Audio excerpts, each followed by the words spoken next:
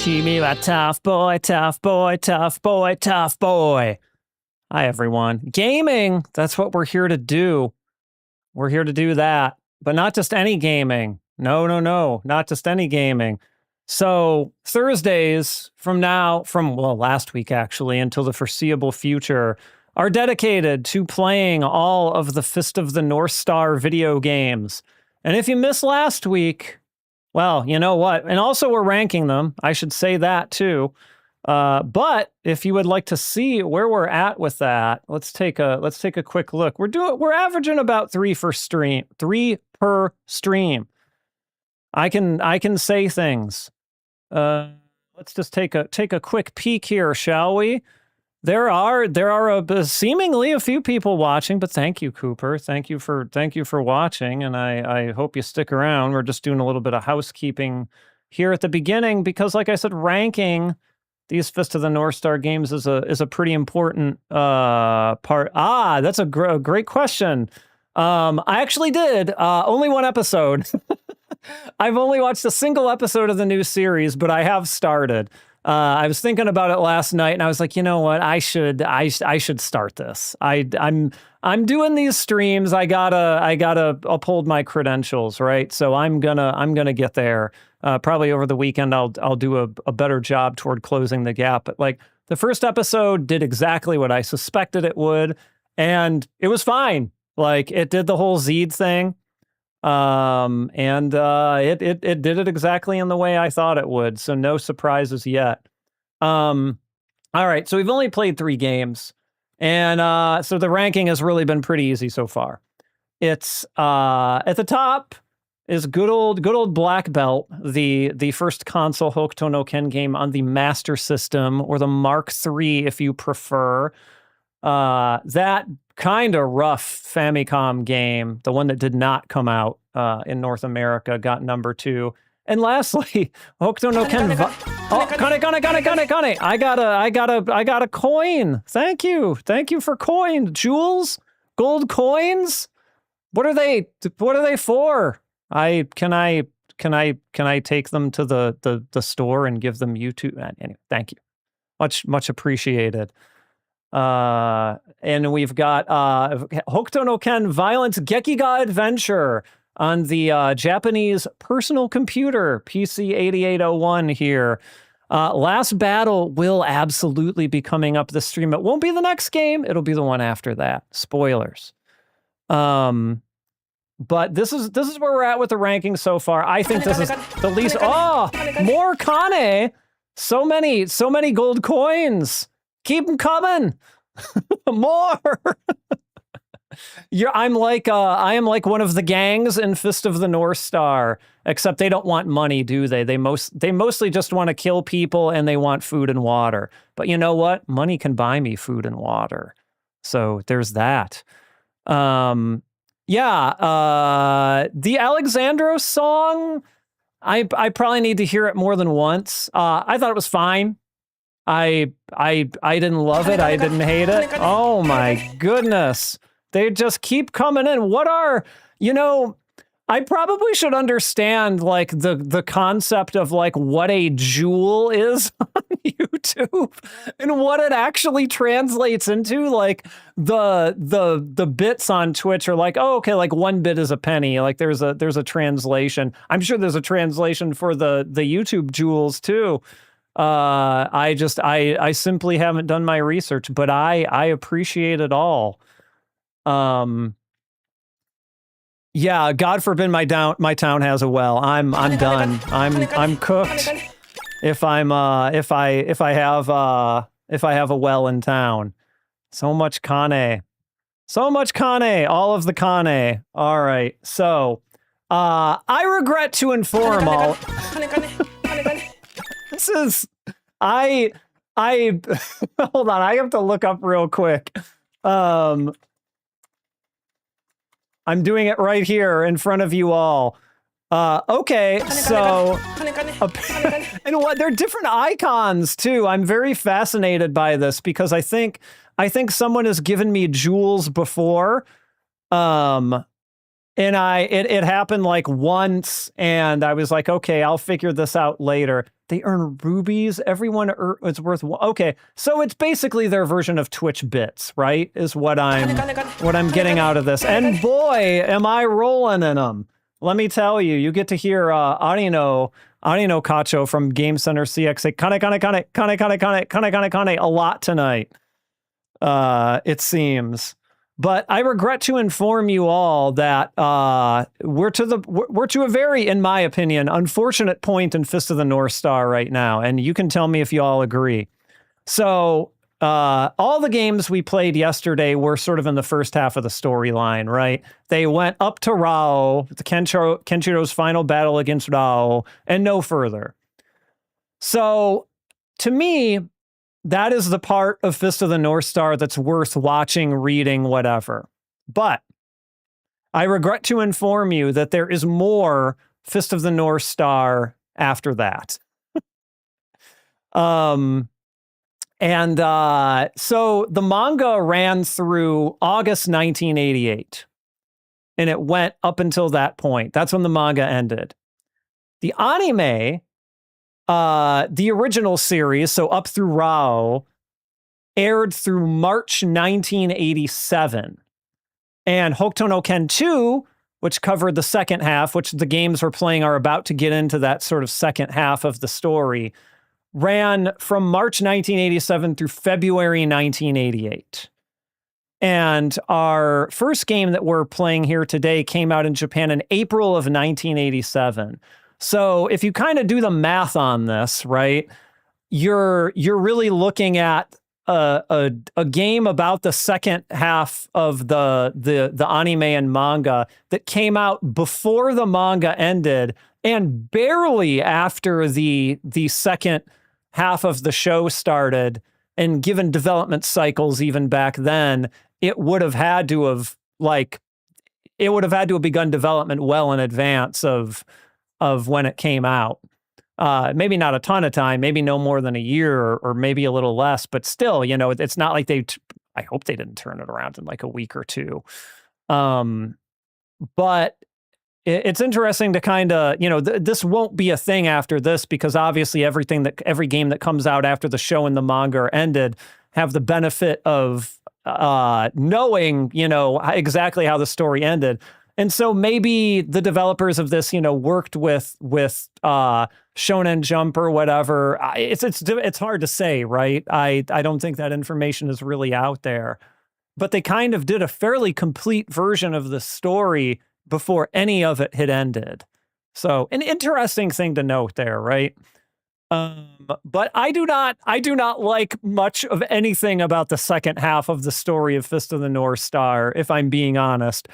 I like Tough Boy. Tough Boy is a great song. Yeah, okay. So yes, there are good.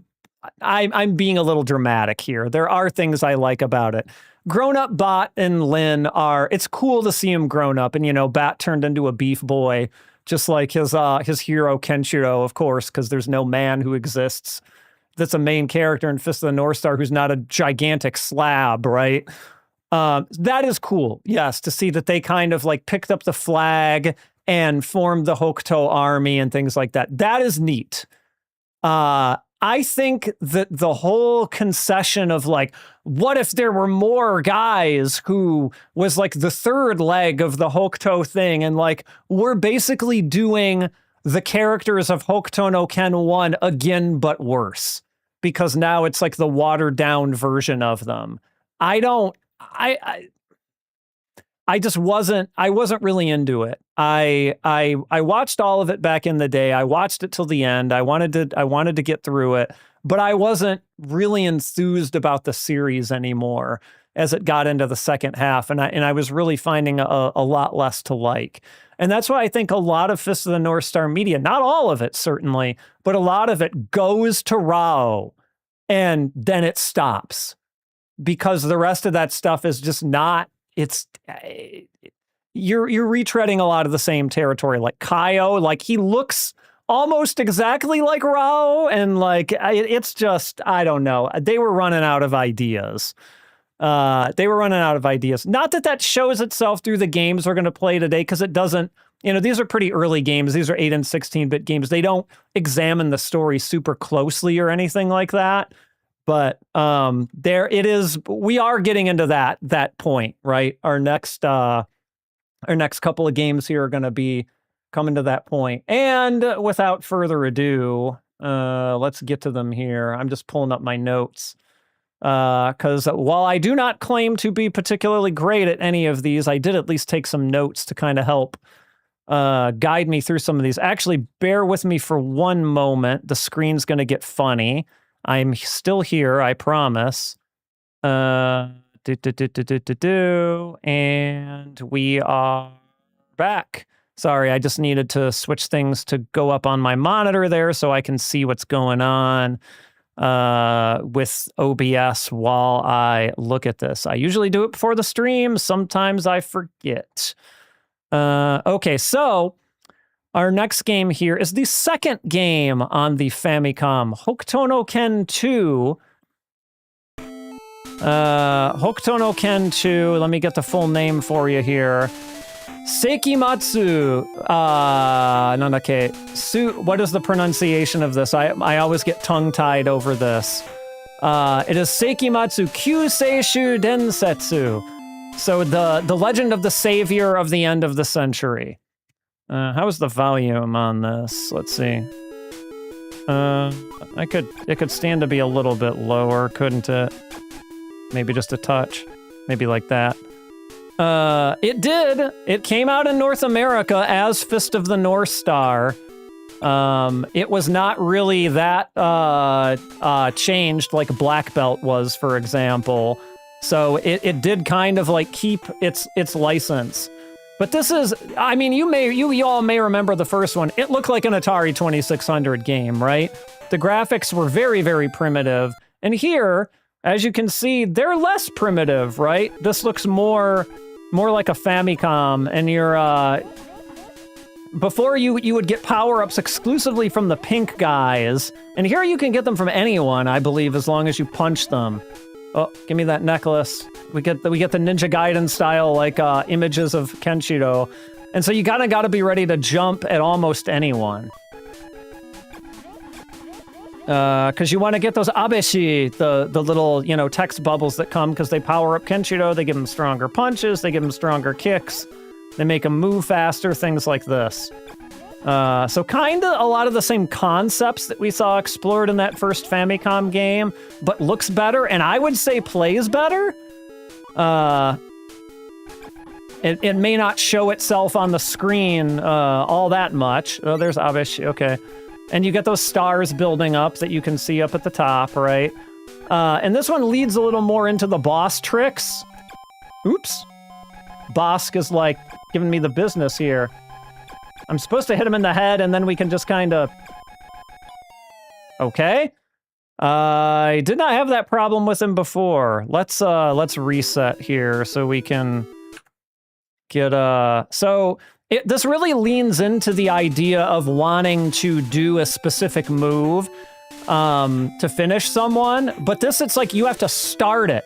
You have to start your attack with a certain move, and then you can kind of finish it with whatever. Like for Bosk, you have to punch him in the face. And for whatever reason, it almost seemed like my face punch did not like land correctly there or something. So I don't love how fiddly these are. I'm not gonna lie, but I get what they were going for, and I kind of respect that they were trying to like pay tribute to the source material in like some way, right? Yeah, there's definitely more detail on the sprites. Like it's a much more pleasant game to look at, right? Like it's hard to not admit that. Anyone who fought for the first Famicom game over this, in any way apart from like, oh, that's the one that has the better part of the story arc and the better characters, I think is just kind of fooling themselves personally. Because this is a much, much better game in the hands, if you will. There we go again. I'm going to drop some save states on this because I did not really practice this. And I want to at least show y'all some of the game. I'm not promising completion on too many of these, but we do want to explore a little bit more, right? So there was the... And I'm supposed to just be able to kind of light him up after this, but it's not really... Oh, there we go. And then, boo-boo, he explodes. And I don't get back a full health bar, which is not amazing, right? But here we are. Let's see. Okay, come on, people. And yeah, your short hop is probably like your best form of movement here, I would say. Just kind of get you moving along at a nice clip there. You're just gonna fall down that pit. Yep, walk down the pit. And yeah, and the boo boo boo boo, the guys who go boo boo boo boo boo, they drop like specific power-ups. Some of the power-ups speed you up. You'll see necklaces at the top of the screen that do like invincibility effects and like Kenshiro's, mirroring thing that he had going on there a little bit earlier. Oh, I missed that one. Yeah, if you're not kind of ready for him. All right. This is Bosk, I think, actually. The other one was like someone else. Okay. Oh, but I got my health refilled at some point.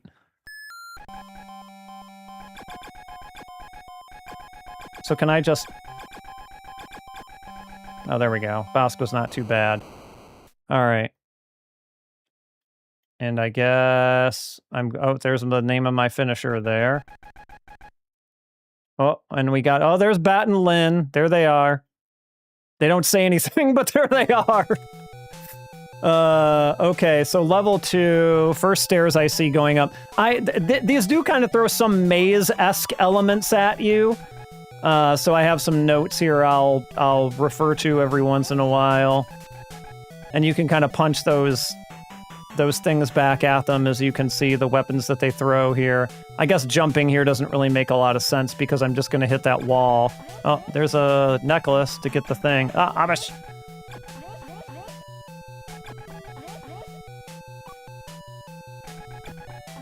Kind of want to get as many power-ups as I can here because, again, they improve his moves. And then second set of stairs I see going up, I guess, is what we want. No, sir. You will not be throwing things at me, thank you very much. Game came out, it was marketed by Viz Comics. Yeah, Viz had the whole Fist of the North Star thing back in the... Do they still? I don't know if they still do. Backtrack slightly and again go up, so I think I want to go up here, actually. Yeah, this, again, they throw these maze elements in Fist of the North Star, and boy, oh boy, will we see that in our next game. That I just can't get behind. Like, I don't really understand why someone would think that's a good fit for Fist of the North Star, particularly. Oh, they don't have it now, okay. I'm not even sure if that manga is still, like, really even in print. I think with the... Oh, okay. That's... So I read that a lot of these mini-bosses, you're just supposed to be able to, like, kind of spam with jump kicks, but, like, this is not bearing out to actually be true. So, pardon me while I do a little bit of experimentation here as we go through this, because, like I said, I don't have a lot of experience with this one.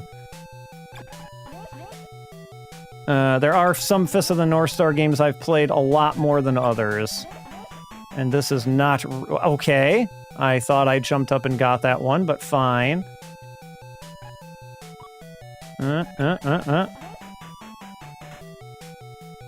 up here... This is one of those up-to-jump games, by the way. Which... okay, I was jumping! Why? Why you no let me get? Okay, so we're gonna, again, save state here, so this guy doesn't, like, chew through all my health again. Alright, does this guy... Do I have to, like... Or maybe I might actually have notes for him. Hold on a second. No, I just said mid-boss, and, like... Oh. See, like, he's just chewing through health, like candy, pretty much, right? And I feel like I'm not really landing anything on him at all. Like those other ones, you really could just kinda beat them up for the most part however you wanted, as long as you finish them the right way. But like this guy is not that. And like, look at how quick the health just melts away.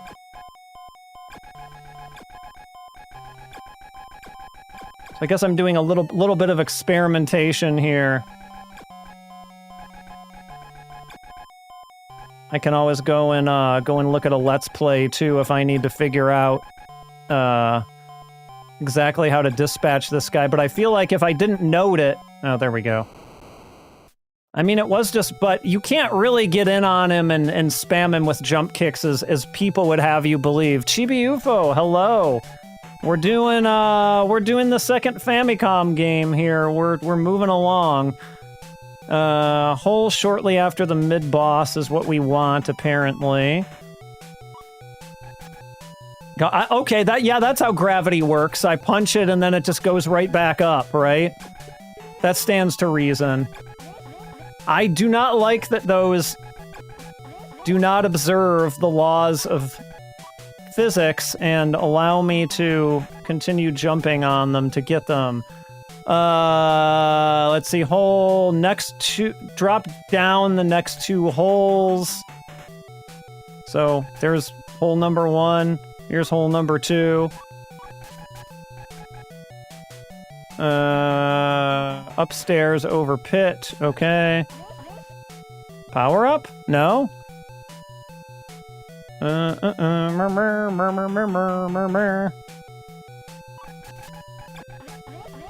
Power up? Give me the abish. Oh, that guy did like a dash. I guess they do that in this game too. Okay, upstairs, go over the pit, and then I think we'll be at another mini-boss here. This is, everyone's... Whoa, God, good lord. Oh my god, he's like... Yeah, I think I have to... I'll start him over, hold on. Because I think there's... Oh, okay.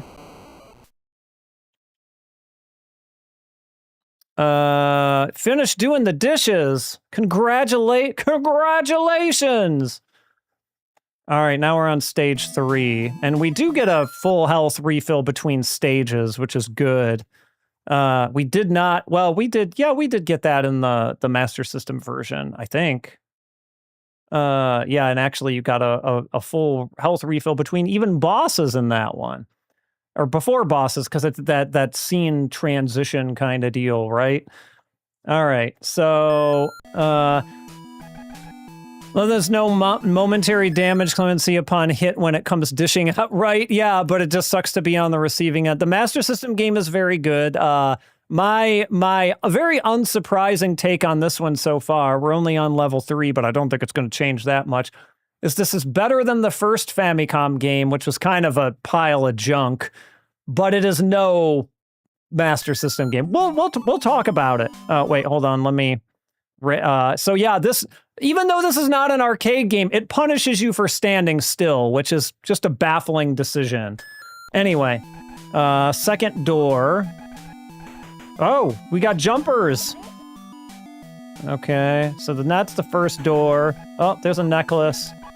We got our Ninja Gaiden Kenshiros there. And second door, do I have to do the same thing where I hold up and... Wait, how do I go in a door? So before, it was hold up, or hold A and B and press up, which is a real weird combination of things to be able to get into a door. But here, when I hold down A and B, like, I'm just kicking forever. Unless I have I don't think I have a rapid fire button set up. I guess we can check that. Hold on, let me look at the manual, because I want to see what the actual official command is for being able to open a door, which again is an insane thing to say. Yeah, an early MSX or like an Atari 2600 or something like that is kind of how it hits for me too. You can go into the next room at the game, press the A button and B button at the same time, and press the right side of the control pad. Okay, so maybe I was just... Yeah, okay, there we go. There's that. So they changed it for some reason. It was up in A and B in the first Famicom game, and now they're like, nah. I guess because up to jump, maybe. Though I think maybe it was still up to jump also in the first Famicom game. I don't remember now. But anyway, they changed it.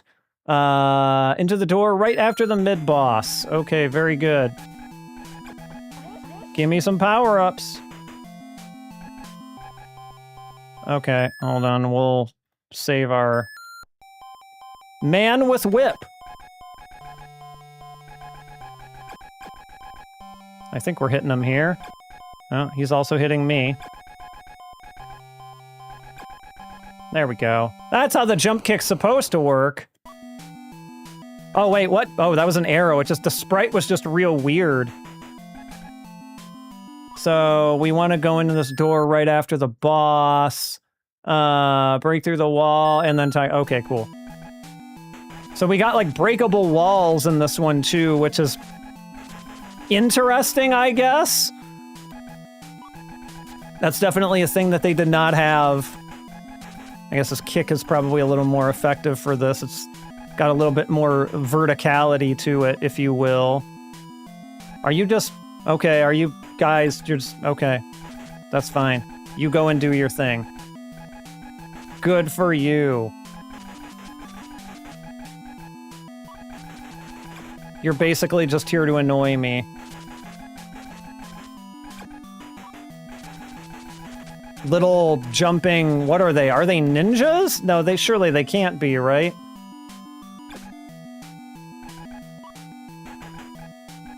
They're always, like, just out of range.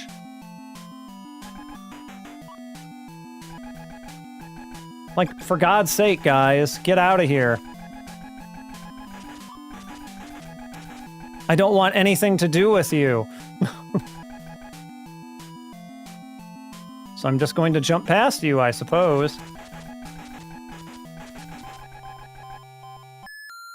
Alright, let's see here. Lost Paradise is the gift that keeps... Yeah, I actually haven't played... I own a copy of it. I've just kind of never gotten around to it. We will... It's going to take a while, but we will get to it here. So you got to start with a kick to the stomach for him, and then I can, yeah, probably just do that. And who is this? I don't know who that's supposed to be. The other ones I recognized as Bat and Lin, but I don't know who that guy was supposed to be. Okay, we are now on level 4. And not really too much to remember here. It doesn't seem... Okay, we got a lot more projectiles flying around, as you can see. There's Abish. I don't think I got it. Which I don't love that these games also are like, projectiles. Like, you get... We're gonna throw all these projectiles at you. And then this is invincibility, of course, in case you couldn't tell. Gimme. I want.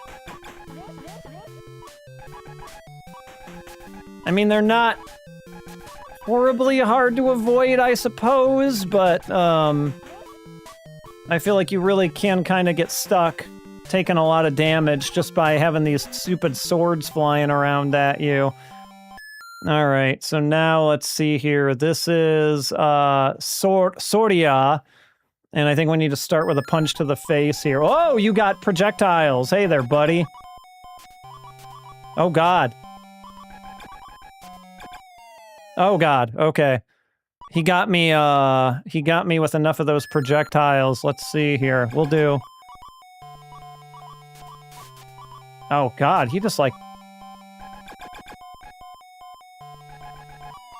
Okay, hold on.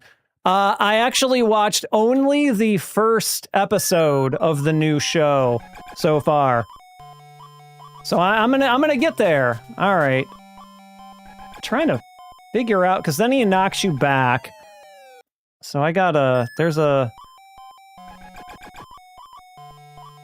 better way of beating this guy, I feel like, than what I'm doing, but not yet. Really? My problem is I like Ray so much that I saw right through it, right? Maybe I'm not actually hitting him in the face with the punch first. Okay, yeah, age is 25. Yeah, I actually haven't played that one yet. Again, I have it. I just haven't checked it out. I can't tell because I have in my notes, it's like, oh, hit him in the face with a punch. And so now I'm like, am I even hitting him at all? Okay, this guy is tricky. Okay, I definitely hit him in the face there. I'm gonna see if this... Okay. There we go. Oh, wait, I also died? But it... Oh, okay, that's some nonsense. We're not gonna settle for that. Yeah, I have the Blu-rays of the original disc that I watched a long time ago. And, like, I still remember the story pretty well, but that's why I was finally like, we might as well just watch the new show, you know? What's the point in putting this off, right? Like, let's just do it.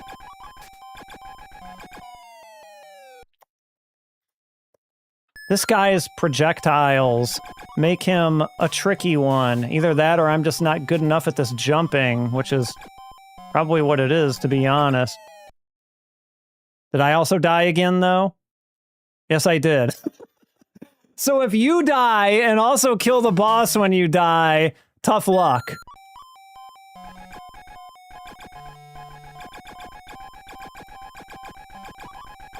Okay, now there we go. That's what we want. That's what we want.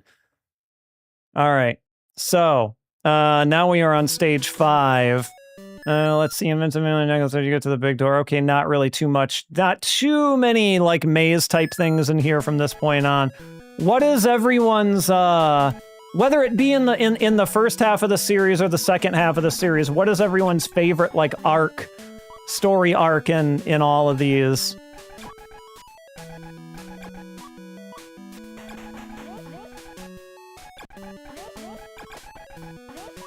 I really like the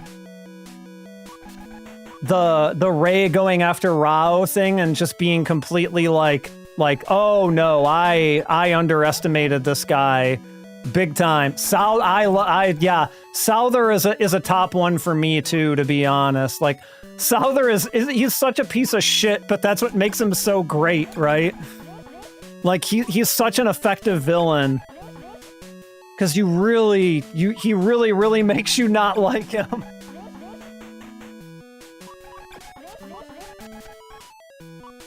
Ah!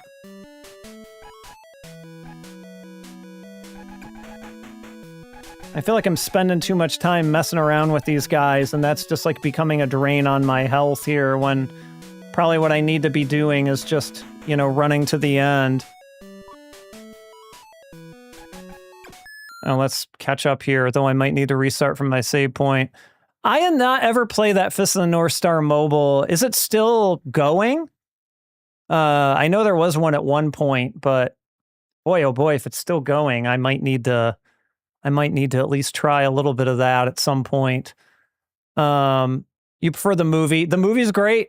Oh yeah. What was it called? The one with the chibis? Yeah. It was really funny. Like, it was like comedic takes on Fist of the North Star, right? I am not gonna last. Not like this.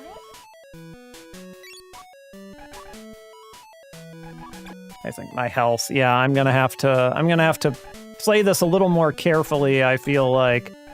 I mean, I wonder if that's more skipping over stuff. you know, like more just like jumping my way through the levels, or if it's more stopping to kill things. I feel like it's got to be more dodging and just kind of running through here and ignoring these guys as best I can.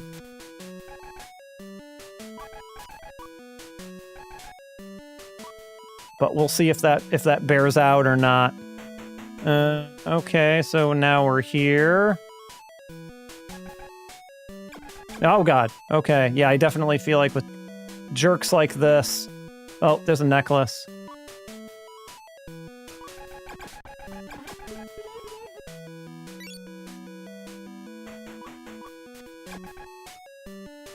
Did I not just punch you guys? I still feel like these arrows are just getting a little too much of my health here.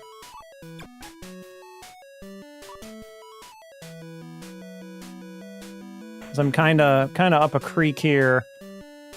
I got like one bar of health. Early in the anime, when they spent a few episodes on the Southern Cross Army grounds. Oh gosh, I forgot about Jennifer. Yeah, I guess. Yeah, was her name Jennifer? I think I know who you're talking about. But yeah, before a proto-Mamiya premiere shonen show that influenced everything from Dragon. Yeah, I agree with that completely. Jessica. And Jessica. It definitely influenced Jessica. So if I continue, do I go back from the... I think I'm back from the beginning of the level, right? Is this the beginning of the level? It totally is. Okay, so yeah, I might as well, like, revive in-app purchases. All right, maybe we'll need to throw a little bit of time at it when we get to that point in the chronology, just to see, you know, see what it's all about or something.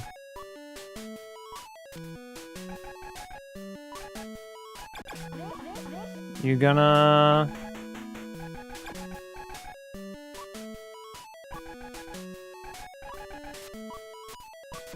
These guys are the ones who really... Like, I feel like if I stop to fight, it's too much of a health drain. Last updated in June. All right, so they're still maintaining it. Oh, there we go. I'm just gonna hop my way through here.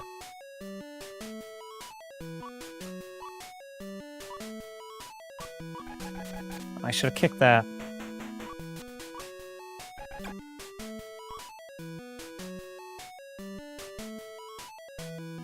Yeah, I mean, I assumed it was a like, if it's a modern mobile game, like, odds are it's a gacha game, right?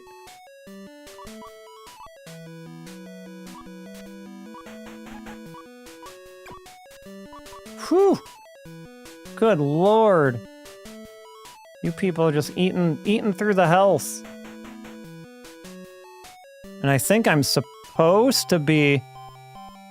hold on a second. Oh god, he's got projectiles. I'm gonna have to end up starting this over and, what is this? This is level 5. This is Pulse. A crouching kick is what we're supposed to start with.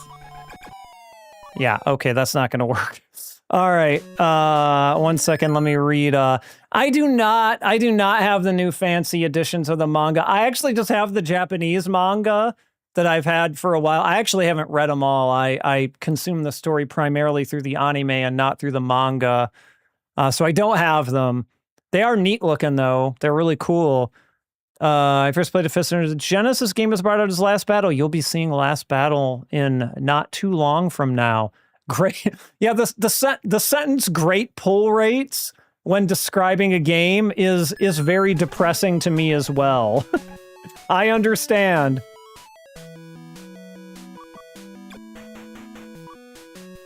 I really understand. Okay, you're gonna jump at me and back off? Great. Get out of my face then. What are you even doing? I feel like I need a better way to approach these that isn't draining so much of my health. Ah, didn't hit the jump there. God damn it. Okay. And then we're just going to jump through this. And apparently they can just slide at random, because why not? God damn it, arrows. I guess I really should... I mean, maybe there's a rhythm to this. It's a little hard to see, though, if I'm being honest. I do, yeah, I try to read my manga in Japanese, not because like, oh, look at me, you know, because who am I impressing by that, right? Like, I do it more just for the practice, right? Because like, the thing about a foreign language, Japanese or anything else, is if you don't use it, you lose it, right? I took 3 years of Spanish in high school. High school was a long time ago for me. And I barely remember anything but the most basic phrases because I took it and I didn't care about it, right? And I didn't really use it after at all. But Japanese, I engage with it to some degree every day. Like, I don't necessarily read manga every day, but I'll at least do flashcards or Anki or, you know, Boom Pro or Wanikani or any kind of like SRS type thing. Yeah, it's not easy. Kanji is a long road. If you want to learn kanji, my recommendation would be Wanikani, actually, Wanikani, Wanikani, which is a website that is they want your money, they want you to subscribe, but it uses a model, a very old model, actually, that I believe was born from a James Hasig book called Remembering the Kanji from a long, long time ago. And the idea of it, this just kind of SRSifies it and appifies it and things like that, right? Makes it easier to use with modern conveniences versus a book. Oh, yeah, don't Duolingo. No. But the idea, and this sounds crazy, right? But to me, it worked better than the way you are taught kanji in Japanese school or traditionally is write them until you memorize them. And like, I guess that works, but it's not, in my opinion, very efficient. So how Wanikani and how James Hasig approached it back in Remembering the Kanji is kanji are broken down into radicals, right? Like little pieces of a kanji that you can draw. Sometimes they themselves are individual kanji, sometimes they're a component. And so Wanikani associates meaning with them. So like, for example, I always forget I can draw on the screen. I don't think I've ever done it in a stream up until now, but hold on, I'll show you what I mean.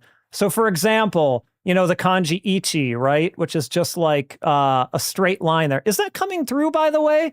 Are you all seeing that? When I draw this red line that's going across the screen here, is that something you can see? Okay, it's not showing up on my the display that's going up to the monitor, so I wasn't exactly sure. So like that, it's just a straight line, right? It's just ichi, like the number 1, but they assign a meaning to it. And similarly, like if you have this, right? If you have like this is just a square, right? But they assign a meaning to it.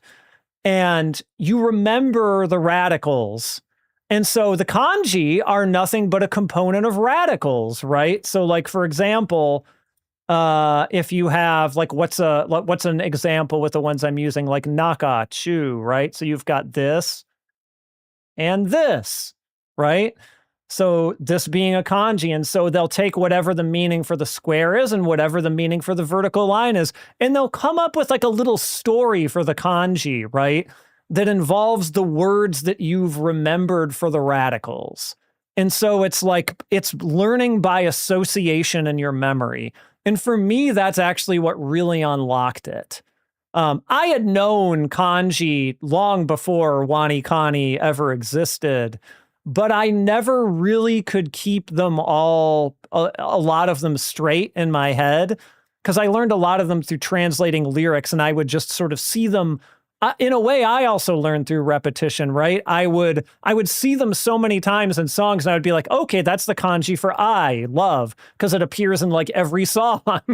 So I memorized that very quickly just by seeing it.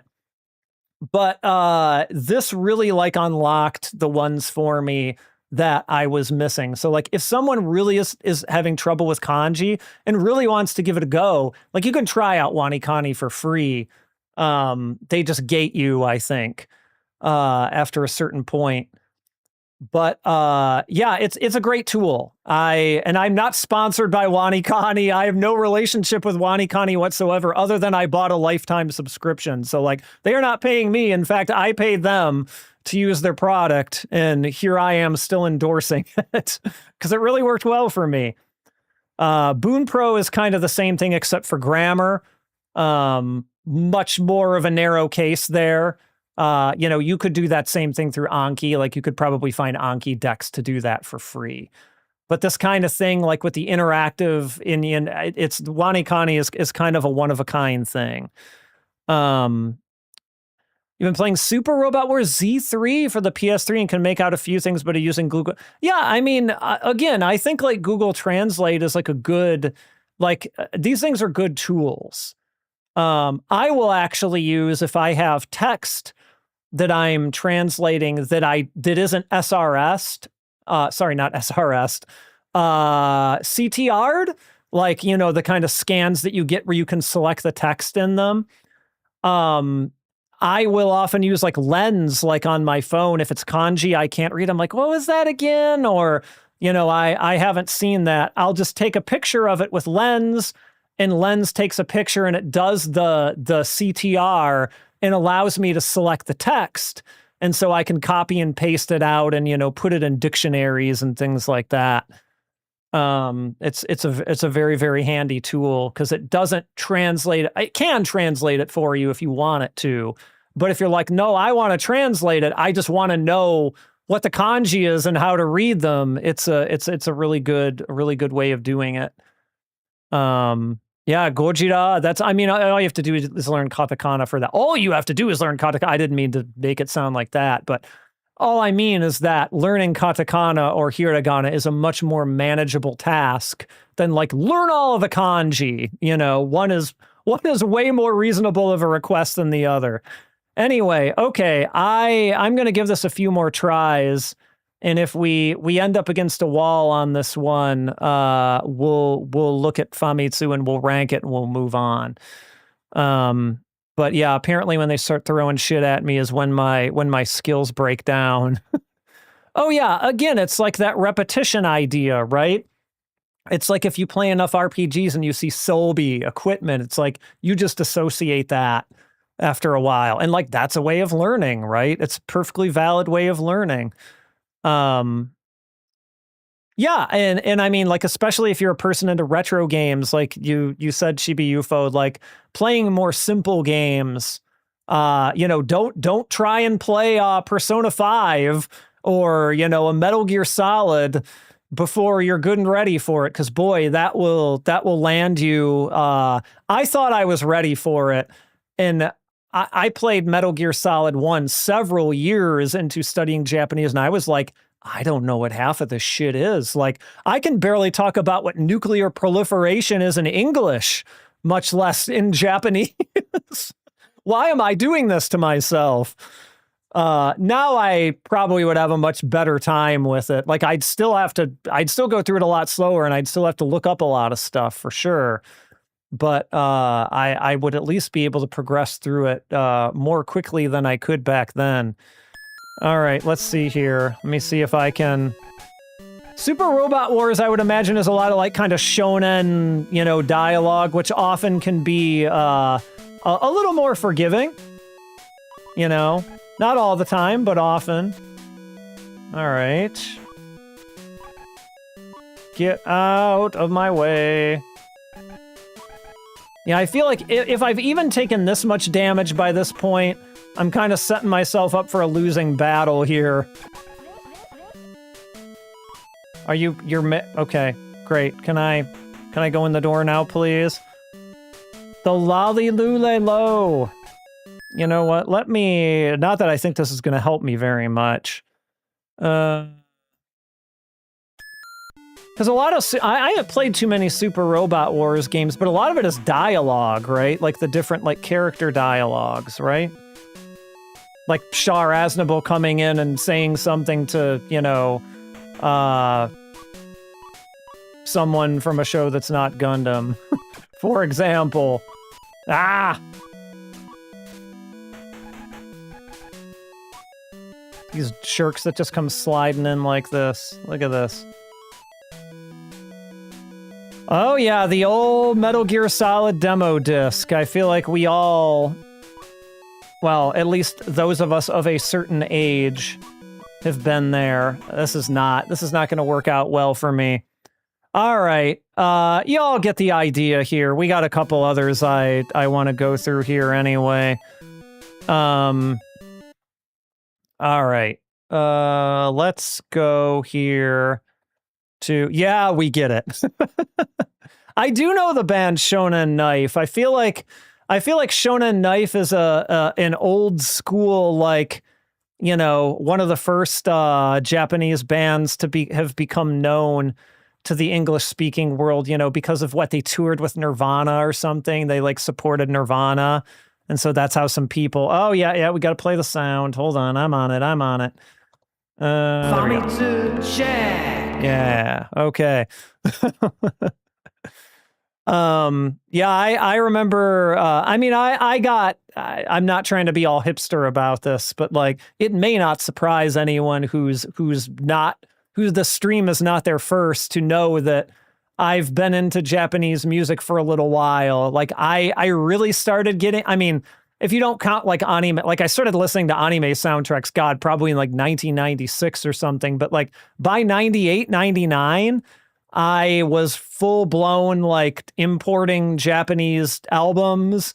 I was like renting recorded VHSs of music variety programs from my local like Japanese bookstore that did video rentals, all this stuff. So like I've been in that world for a while. Like people definitely knew Shonen Knife like before all that, but I went to like acts that were popular like out in the world.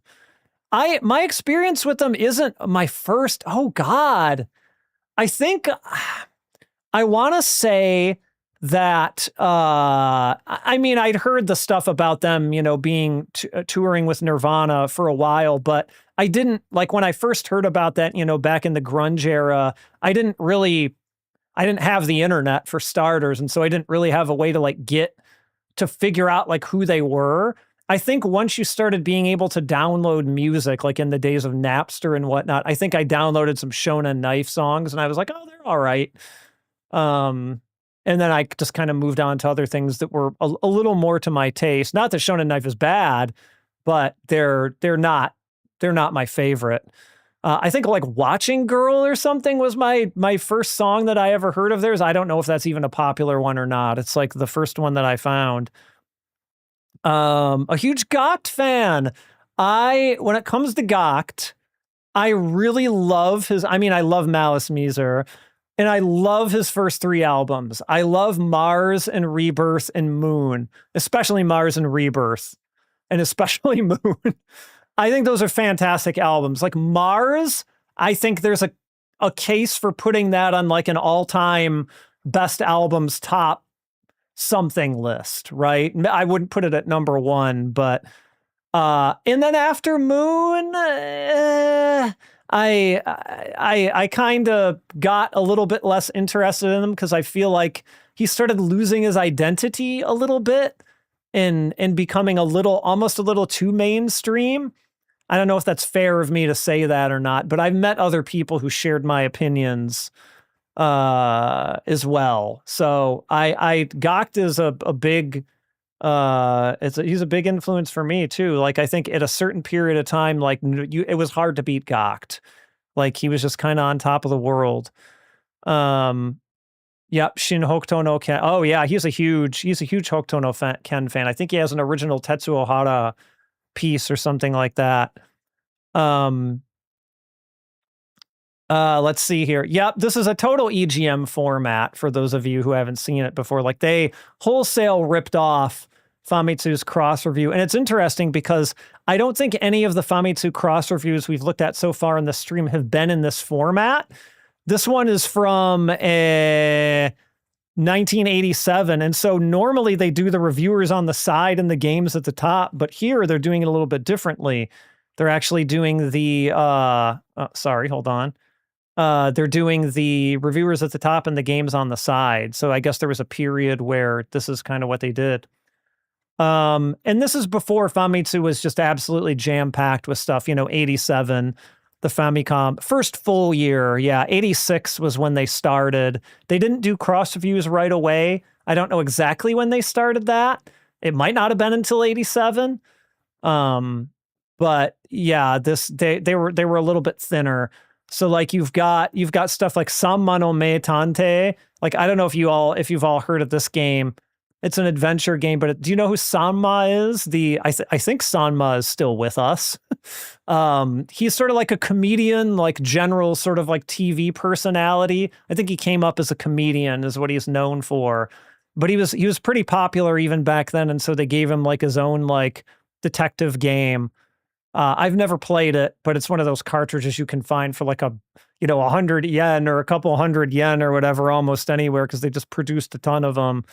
And so they're still floating around everywhere. And boy, it got some good scores. I guess it was a Namco. It was a Namco joint. And yeah, you're right. This is technically before they started calling themselves Famitsu. Famitsu stands for Famicom Tsushin, by the way, for anyone who doesn't know. And over the years, it would just be shortened to Famitsu. Let's see. Kokona Warudo, Kokona World. I don't know this game. This is a disc system game, actually. And you can notice the much cheaper price tag on this, 2980 yen, because it was a disc card versus a cartridge, which is, going to be more like this price. Namco had some real solid stuff on the Famicom. Yeah, and then that Pac-Land port. Section Z from Capcom, also on a disc card, got, believe it or not, I think Sanma no Meitante is like the best scoring game in this article. We've got Hokuto no Ken 2, which we'll look at here in more detail in a moment. And we've got Haoku no Fushigi na Tabi, which is also a disc card from DOG, which is Square's disc system label. Haoku no Fushigi na Tabi would be like Haokun's mysterious trip, mysterious journey. I am not familiar with this game whatsoever. The classic anime was this Gunbuster? Gunbuster. The Gunbuster's so good. Oh boy. Mystery Quest. Okay, I'm not even really too familiar with it by that name, if I'm being honest. But 2 whole years later, this game came out in the West as Fist of the North Star in 1989, as we said earlier. So like, boy, there was a gap there. But, given when the NES came out and probably when the Fist of the North Star license was active here in the West, it kind of makes sense, I suppose. In this game, it got a 5, 7, 6, and 6. So I'm very curious about the 7 because I do not think this game is a 7. I think the first, like if I had to do Famitsu style scoring, the first Famicom Hokuto game might have been like a 4, and I think this is probably a 5. It's fine. Like it's serviceable is how I would describe it. A 7 is very generous. I want to see who gave us this one. Mizuno Tensho gave us this one. All right. So it says, let's see. And he does make a very unequivocally correct statement, I think, at the beginning here. So he says, as far as Fist of the North Star goes, I definitely feel that the Mark III Master System game is much better than this. And he's right? No one here will argue this, surely. We'll get to our own rankings in a minute. And yes, this is before Taco X existed. He wasn't a thing yet. I don't remember exactly what year we'd see Taco X, but we don't have the big dissenter here. So he immediately comes out the gate by saying the Mark III game is better. However, there are things that this Minarau. Okay, hold on. I just want to make sure I'm getting the proper context of this here. Yeah, okay. There are things about it that the Famicom game copies. There are a lot of things it says.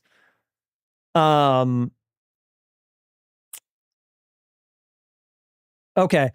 And for the last sentence in here, he says, as far as things that are unique to this game, there's really like a teeth clenching, a sense of teeth clenching speed that is really something. Would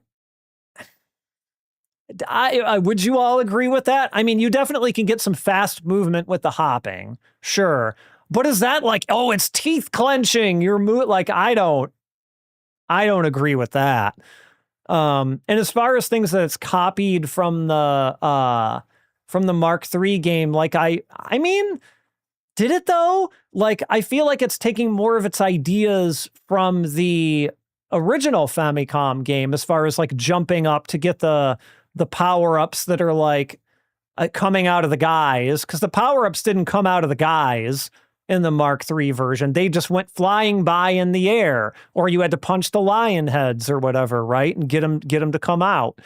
So they weren't coming out of the guys. They took that directly from that first Famicom game. I guess the necklaces floating in the air is kind of, but it's like the attacking doesn't even feel like the Mark III version. So I don't really know what they're on about as far as that.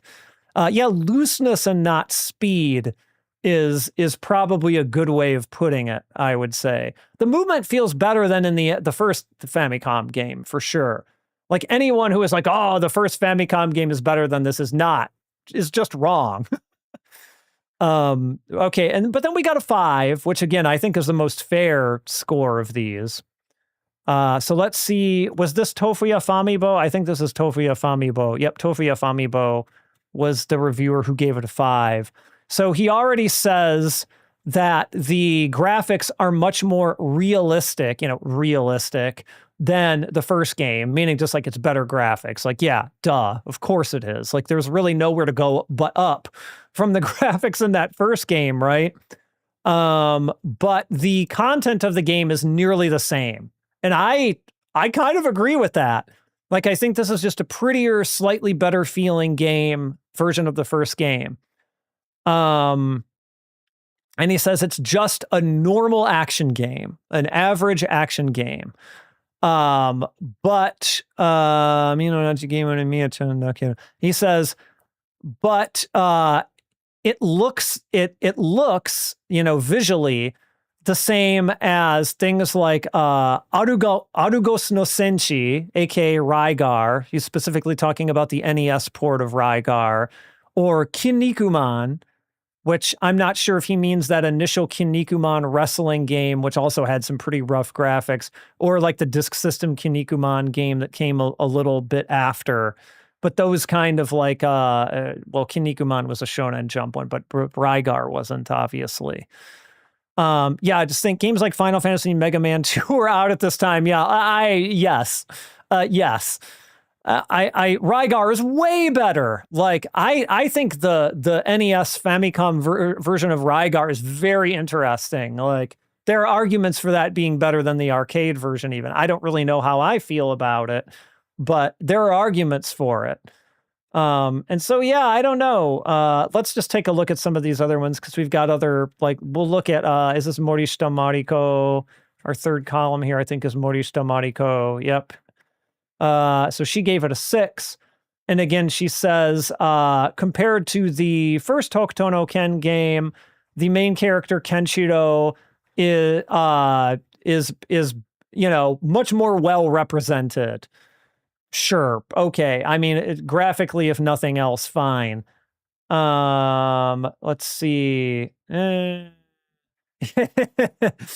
says he was a little, it was a little bit, let's see. I think I know what's going on here, but I just want to make sure.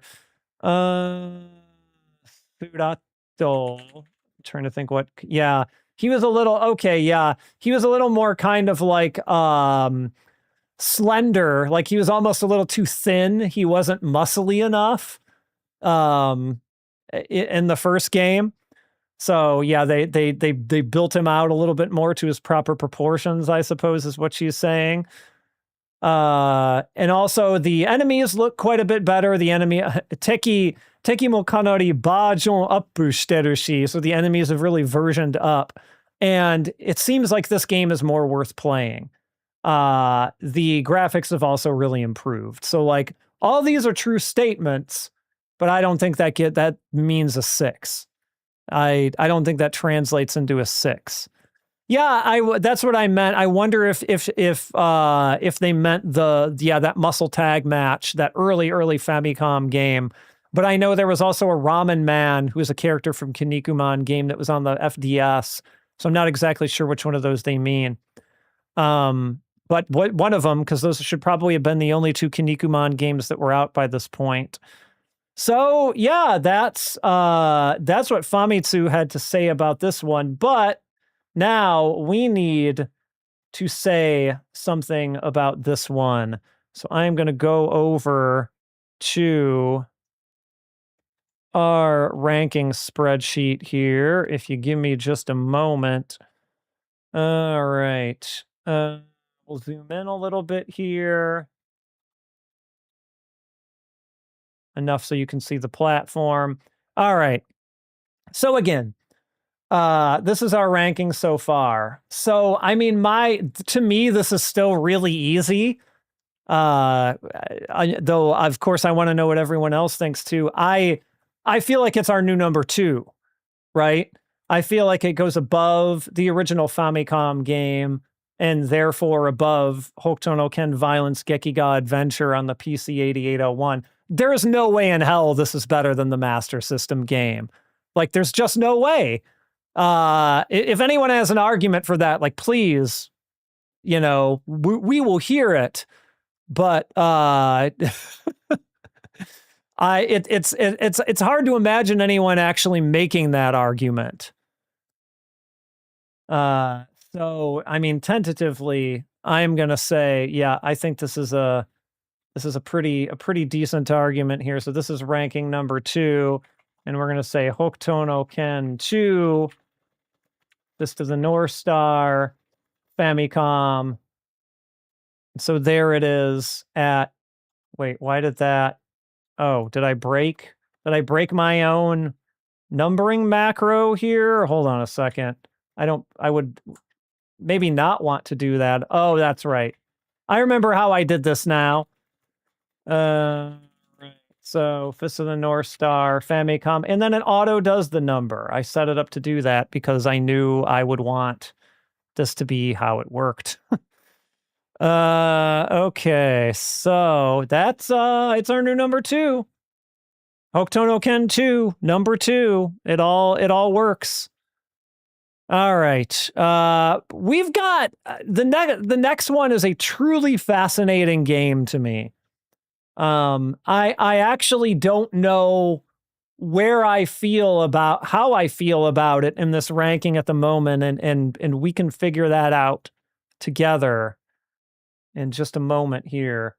I also have notes for this one, so give me just a moment. I think I will be able to get us a little bit further in this one than I did, because I was having a pretty good run of it when I was practicing this one a little bit earlier. Because back when I did the scrolling down the belt for this, I had a little bit of a rough time with it, but I let myself engage with it a little bit more this time. And so I think we might be in a little bit better place. Let me just change the marquee. Give me a moment. This text might not all fit on this marquee. Oh yeah, it works basically. Let's update this in the explainer text. There we go. Ken is a beast. Yeah, some of these games, like Kenshiro's presence is not enough, Like, they don't represent him as he's supposed to be represented, and so the games almost sort of fail the source material in that way, I would argue. But this game, we'll play the Japanese version, even though this has an English version called Last Battle. which, believe it or not, actually, for the most part, left the license intact. And didn't really, you know, turn it into like Black Belt or anything like this. But this is also a game about the second half of the Fist of the North Star series. So we get from Bosk, you know, Bosk is our first boss in this one as well. And so let's see what the sound sounds like on this one. So this kind of has the same title as the last one, except they put Shin in front of it to me and new. There it is. Oh, look at that. It's exploding. All right, I think should we turn the sound up a tiny bit? Let's turn it up a tiny bit. Maybe here? That seem all right? Seems okay. All right, it's not, I don't think the music is any great shakes in this, to be honest, so I don't think anybody's going to be missing anything if it's not cranked here. And there's Kenshiro in all of his chest-bursting glory. So we go into The Making of a Legend. Is the name of our first chapter here. Oh, we got the voice sample there. Ah, yeah, Kenshiro is named Arzak. We can jump, we can punch, we can kick. This is a much better feeling game, but it's very much like of the Kung Fu mentality, right? It's like you just got dudes coming at you from either side. And much like the Mark III game, except these guys are much slower moving, I would say. But you're sort of incentivized to just kind of deal with them, because you ain't really jumping over these guys like we were doing in, with our movement in that Famicom game we were playing just there a minute ago, right? And, like, to a certain extent, you kind of got to know patterns, too, right? Because, like, if you didn't know that guy was coming down, I mean, he got me. It's very easy to get lost. We'll see in a bit why it's easy to get lost, because these levels are pretty straightforward, right? Like, it just dropped you into a level. So it's like, what do you mean it's easy to get lost? This is the most straightforward thing there was. Here's Bot. Lin wants to see you again, and then Kenshiro is telling him here, like, oh, you look so grown up now. You've got a man's face. But look, we have a map. We have a map of, like, different stages we can go to here, which is an interesting take. And you're like, what the hell? Like, what is happening? Kenshiro's like Superman in any game. You should just have a win button.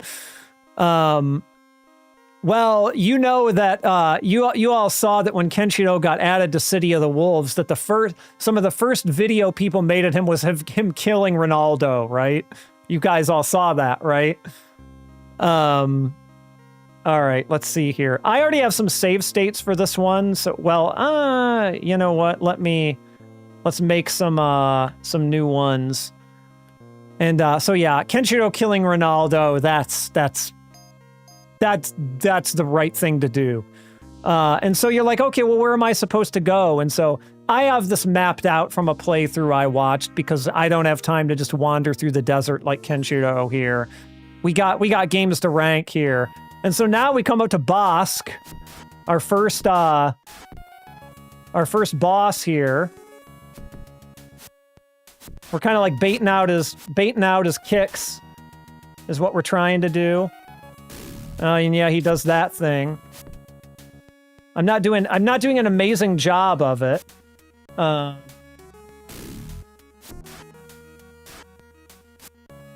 it's all like spacing stuff. There we go. You call kicking a ball? That's definitely something that Kenshiro would say, for sure. And then this game, you also don't get immediate health refills. Like you can see, my health gauge did not go all the way back up. It refilled a good bit, but it didn't go all the way back up. And so, I mean, really, you're just kind of guessing, right? You're like wandering through levels. It is a very stiff feeling game. That may not come through on the stream, but he does feel very stiff. That is accurate. And yeah, arrows, you'll see. Later stuff, he felt more like he was fighting Rao 2.0. Yeah, that's my whole problem with the second half of Fist of the North Star in general, right? It's like, this is just Rao again, but worse. Okay, and so now we're kind of going through these same levels. Yeah, his jumping attack really looks like woo, woo, woo!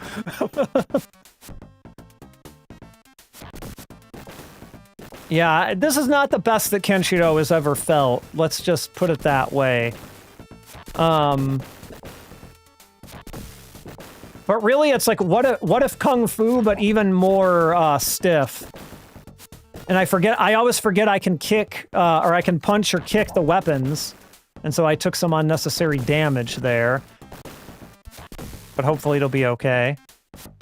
So anytime anybody's like throwing a weapon at you, you can just mash punch. And those jumping guys, like, you really kind of got to space it out. Or they'll land on you and cause a little bit of damage. Yeah, throw your knife. Oh, you're gonna crouch. Okay. You jerk. And now... he is, like, zoning me out here. Should still be okay, though. And who is this? Is this Faruko? No, this is Ain. I cannot remember the names of almost any of these characters in the second part to, like, save my life. But you have to kind of execute things in a certain order. Like, you have to meet this person, and then you have to meet this person. And, like, it's just weird. It's a weird take for a Fist of the North Star game. And so now we have to go back through the arena. And so even though we beat Bosk in the arena, we just go right back out of the arena. And so we go back here, and I think there's, like, literally no one in here, and we just talk to Mamiya, if I remember correctly. Yep, here's Mamiya. And so, but she increased our defense. So there are, like, invisible stats in this game, including defense. Let's see here. Yeah, last battle had ports. Yeah, I forgot last battle had some of those computer ports. You don't top Rao is really the answer to that question. License might have had the Superman issue, although both Hokuto no Ken and Superman have been in decent video games. Yeah, I mean, there's been better. I think we'll all agree that there's been better and worse Fist of the North Star games than this, right? Okay, so we talked to Mamiya. And I think we have to go diagonally down into the left of Bosk's arena here. So we're going down this way. And again, how would you know this if you didn't have a guide or watch a playthrough? You wouldn't. You'd be wandering. I assume, at least in Japan, there were guides for this, though. There must have been. I do not personally have one. I just watched a video of someone actually doing it in under 30. How do you... what? Okay. Bump me into the guy. Fine. Yeah, and so you may not have noticed, but Kenshiro's power meter is slowly ticking up. And soon you'll see him kind of undergo a little bit of a change here. And his moveset changes a bit. And I don't know if this is time-based or if this is attack-based or what it is. I haven't actually bothered to try to figure out. Oh, I got the Tough Boy retro achievement. Look at that. There's Lin. Kimi wa tough boy, tough boy, tough boy, tough boy. Probably a 6, okay, but frustrating. That seems pretty sensible, I would say, so far. Next stage is straight down, and I believe we hit Geira here. I'm going to make another save state, because this guy can be a little tricky. Some of these bosses can be a little tricky. There's no like, you don't have to use specific moves against any of these bosses. They've done away with that. But they do have trickier patterns, I feel like. Because in the Mark III game, a lot of it was just like, jump kick in, back off, jump kick in. You know, there wasn't really a lot. I don't have hardcore mode turned on, unfortunately, because I was save state practicing with this. So it's only normal softcore achievements. One day I'll play some of these games with hardcore, but when I'm practicing them, right? when I'm first practicing them, I like to not waste my time, right? I like to be able to save state things so I can figure out the techniques, right? And so you back off from his thing here, and then I didn't hit the right button. And then I think, okay, I'm hitting the wrong buttons. That's part of my problem. And so now we back off from that, we kick that, except we actually, okay. See, glad I made a save state, because I totally blew that one. All right, so send out your thing. My kick did not land on that one for some reason. And then you hit him once. Oh, okay, that's weird. I don't know why you did that. See, I actually think having his... Oh, okay. I actually think having his triple kick at this point is worse because it changes the timing of it. It makes it, like, totally weird. Yeah, last battle... Yeah, I mean,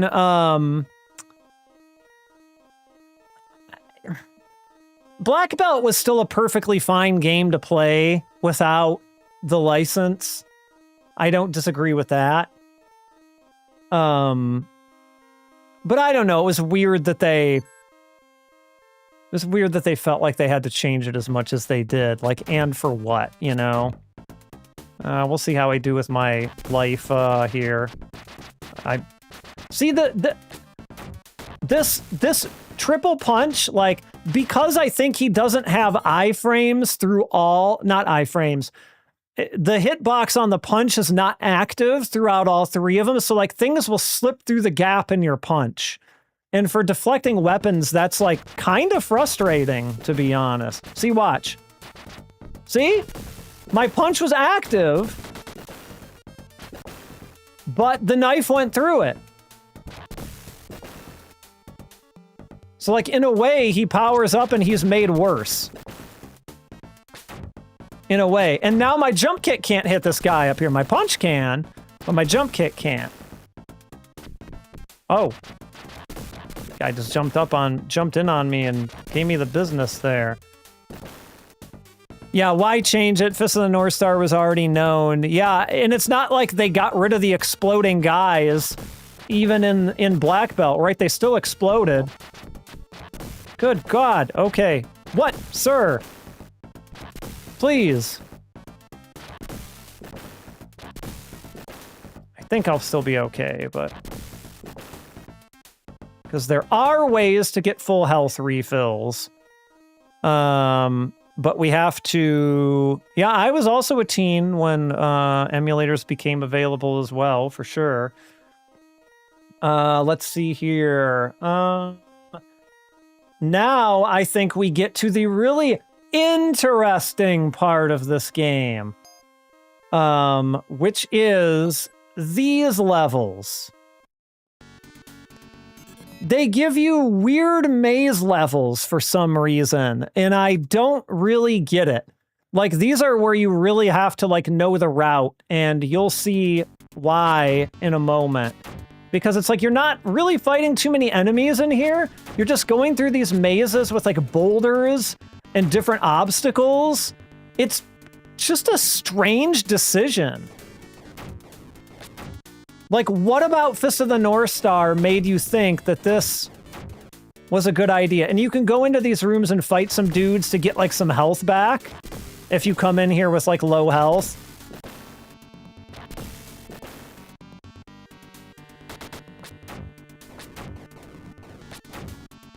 But I don't think you can just walk into them as many times as you want. Oh, maybe in these you can go into multiple different doors, but some of them... And see, I'm getting a little bit of health back from doing this, and, like, these guys are easy to take out, so... and hold on, I need to, like, look over... fall down the first pit. Hold on, I need to, like... I have instructions right here, but then I need to kind of, like, highlight where I am in here. I've been playing since the 2nd generation, still have my original ColecoVision. Yeah, I've got a bunch of original hardware downstairs as well. I mean, obviously it's easier to stream these from emulation, but like I have a lot of this stuff. I don't have every single game I play here, but I have a lot of the original hardware and a lot of these original games as well. Okay, and so now we get like things like arrows for whatever reason. So like we can go in here and fight more guys if we want to get back a little more health, even though I think I'm doing fine. I probably did not need to do this.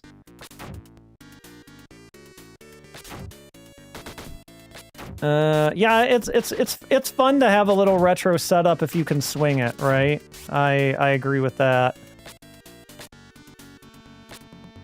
Let's see, and I think I'm going to the right here, through the hole in the ceiling, and I think this, we got these falling spikes, which we gotta bait down. But it's like, Kenshiro's ultimate enemy, obstacles, right? Falling spikes. Remember that episode where Kenshiro went through a maze and had to dodge arrows and falling spikes? No? You don't, that's not your favorite episode? What do you mean? All right, we got flying axes. Yeah, we got axes now after some more spikes, I believe. Let's see here. If I'm being honest, like I respect those early games, but like I didn't get too super into games until we hit NES generation. I had an Atari 2600. I had a ColecoVision. I had some fun with them. But I didn't really get too super into games until I got an NES, and I was like, "Oh, this is the sauce. This is what I wanted."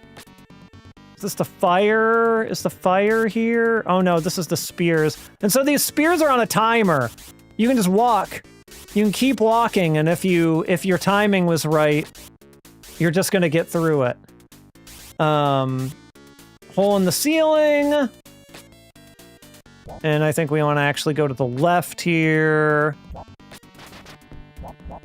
And everyone's favorite, more axes.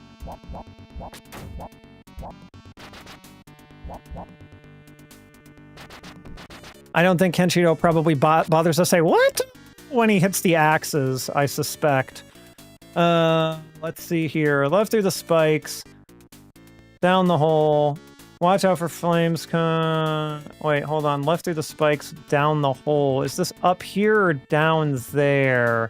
Oh, it has to be up here because that's the only way we can go. Because that's a wall there, actually.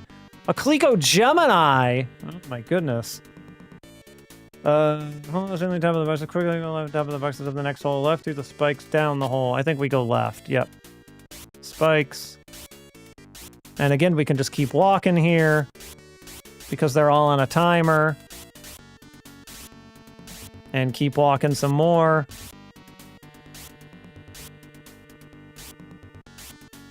Down the hole. And I think here's where we have flames coming out of the wall. Kind of trying to be...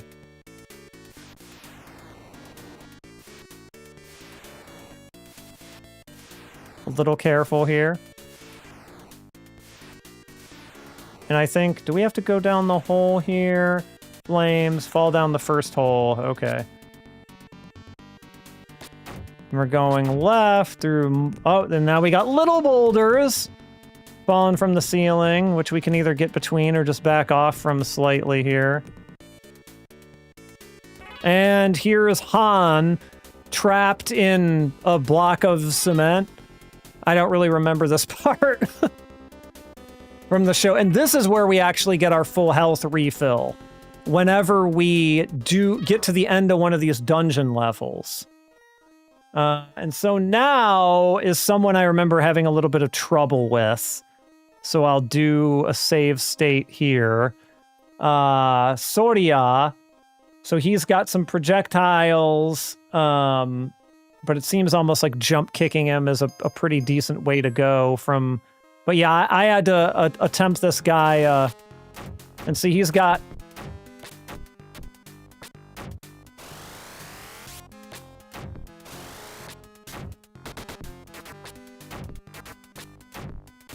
So we can... I mean, he's still... We're trading here on most of these.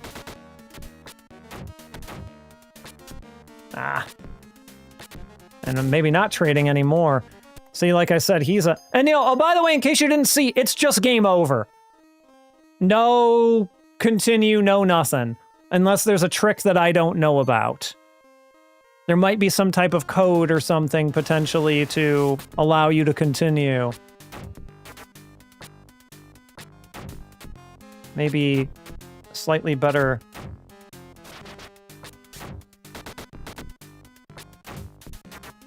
I managed to get him, like, maybe my jump kicks were better spaced before. Because I wasn't trading with him as much. Damn it. Boy, oh boy. Oh, and I think we do have to finish him with a punch, yeah. That may not be enough health. Wakuto! I like that they at least attempted to put the voice sample in here, though. I will give them that. And so I believe this takes us into Chapter 2. Look at his death. Wow! How dramatic. We got enough of a refill to where maybe it won't matter. Wakuto! Alright, let's increment this by 1 and do another little save state here just in case. Yeah, because this boss, I remember, this boss has a thing. And see, now we're back to the single punches, if you look. Our power meter hasn't gone down, but we, like, go back and forth between having this. And honestly, I like just being able to mash and have a more active hitbox out. I don't like his triple. I mean, his kick is ridiculous. Look at that silly little line dancer kick that he's got right there. But I like just being able to mash so I can always hit the axes and things like that. It's just much more reliable. See? You can just kind of always hit those weapons and deflect them away. No problem.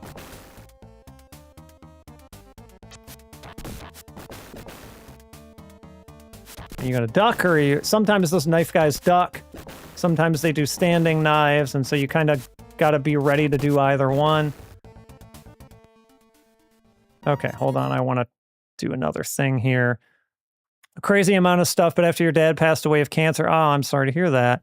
Right before he was able to retire in 2017, I sold or gave away some stuff. Yeah, I mean, and also, like, it depends on how, you know... much the money is worth to you versus having the stuff, right? Because like retro stuff is pricey these days, and that means you can get some cash for it, right? So I believe arrows come that I have to kick away, if I remember correctly. Come from, you know, alternately from the left and right, even though my spacing was not right on that at all. Okay, the arrows are just gonna kill me apparently. All right, let's see if I can maybe do a little bit better with this.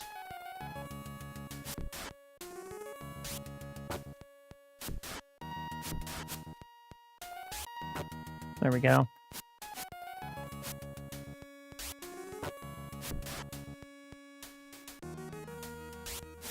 Ah, I was a little greedy there.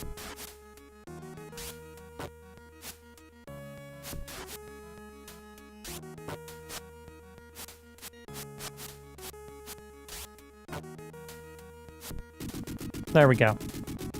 Not too bad. That was Shino. I had to write these down because God knows I like to vocalize the Venture Goblin Room theme at my cats. I sing songs to my cats all the time. I'm very supportive of that as a thing. Let's see here. So we go up here and go to the left, and I believe we just talked to Asuka. Not the professional wrestler Asuka, but this little girl. And she's telling us to get revenge for her papa. Who is apparently Ein, who we saw at the beginning of the game. Is Jessica, yes. Her father was Jessica. Yes, that's correct. And that increased my max health. That didn't refill my health, as you saw. but the bar when it gets maxed again will be larger.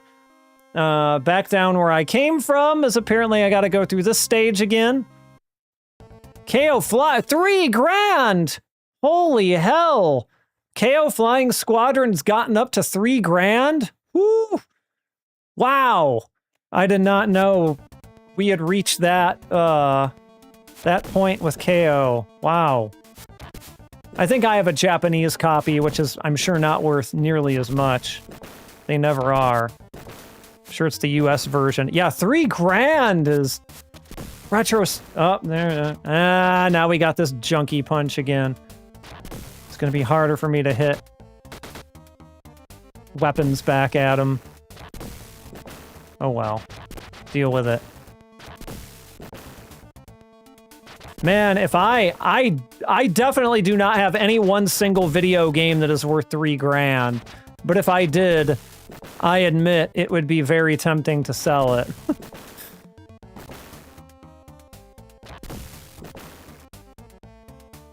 I definitely have some, you know, as investments that have like increased over time, but not to that level. Up and diagonally to the right, we're going here. Just marking my place. Sega CD and the Japanese Saturn sequel. I think I just have the Saturn one, actually.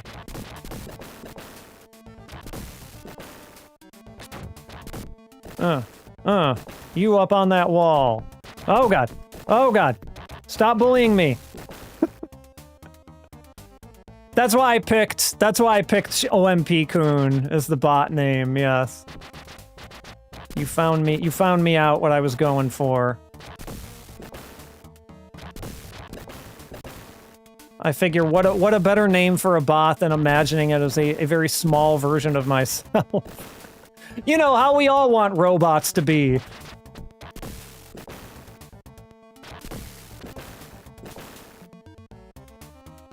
Saturn Resident Evil. Triple digits for the US, again, for the US version, I assume, right?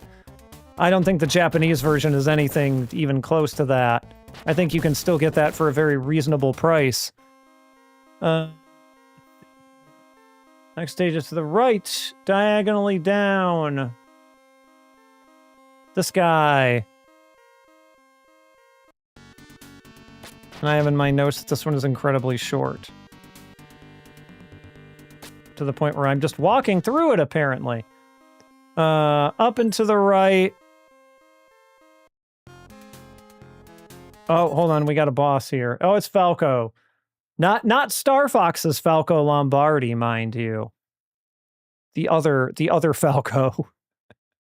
Yeah, sorry, I got it. Yeah, it's I say US version, but I really do mean North American version. I understand there are other North American countries that are not the US. Believe me, I do.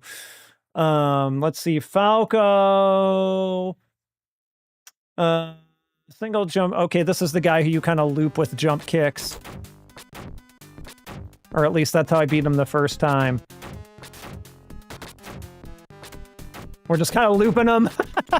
Looping Falco in the corner here, and then we punch him and he's done. Achoo! And then, before we know it, we're back in one of these maze levels again. It feels like we were just there, so yeah, our defense went up again. Let's see. Next stage is diagonally down and to the left, so I believe this is going to be another maze level for us. And we're gonna be falling down the first hole. Oh, why not? We'll go in here and regain some health. Can't hurt.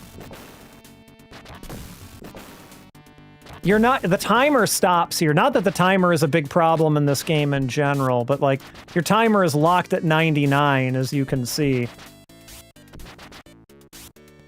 So you can kind of take your time and you don't really have to worry too much about it. Okay, I can try and read the dialogue from the next fight. Sorry, I've just been kind of glossing over it. I do try to read this stuff. I'm not sure why I wasn't why I wasn't doing it. Let's see. We fell down the first hole. We go to the left past the spikes and drop down the next hole. Get on the timer of these spikes. Go down the next hole. I guess this is the next hole. Go left. Do not fall down the first hole, but rather the second one. So, I mean, really, I think we can't really jump over it. We just have to jump in it and then out of it again. Oh, that's right. There's parts where they're on the floor. I forgot about that. All right, there's the second hole. Go right, fall down this first hole. Let's try and... Oh, see, we can't go into these doors. It's just up to go indoors in these, you know, like a sensible game would do. Go right, deal with the axes, and fall down the hole at the end. No, okay. But the good thing is these obstacles don't really do a ton of damage to you unless you do, unless you're just getting smacked by them all the time, right? So, like, if you just take an occasional hit like that was not really too bad. Like, I can live with that unless I'm, like, really, really low health, right? So in that way, the game is not necessarily super punishing. For as much as I don't love these mazes. See, we can just kind of soak that pretty easily and just not worry about it too much. Fire here, or no, hold on. Fire here. So this is the fire room. He hasn't says, "Omae wa mou shindeiru" yet, unfortunately. Which is, you would think the thing that you would think you'd hear him say before anything else, right? And yet, like, I didn't even bother, like, figuring out the pattern for that fire there. Like, it just wasn't worth the time. Fire, this is the hole. We want to go down the hole. Go left, boulders, jump up to hole. All right, look at all these boulders. Who put all these boulders here? Yeah, they got Bowser just behind the wall, pumping the place full of fire. Did I say, yep, fire here, go left, boulders, jump up the hole. Left by more boulders. Okay, they're just going down there. And then we fall down the next hole. Okay, that boulder just went down the hole too. And then I assume we're going right. Go left. Okay. More axes down hole.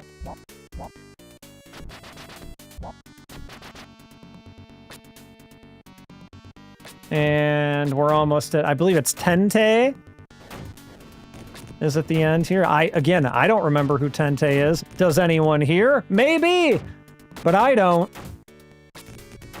Because so many of these characters are just so unmemorable to me.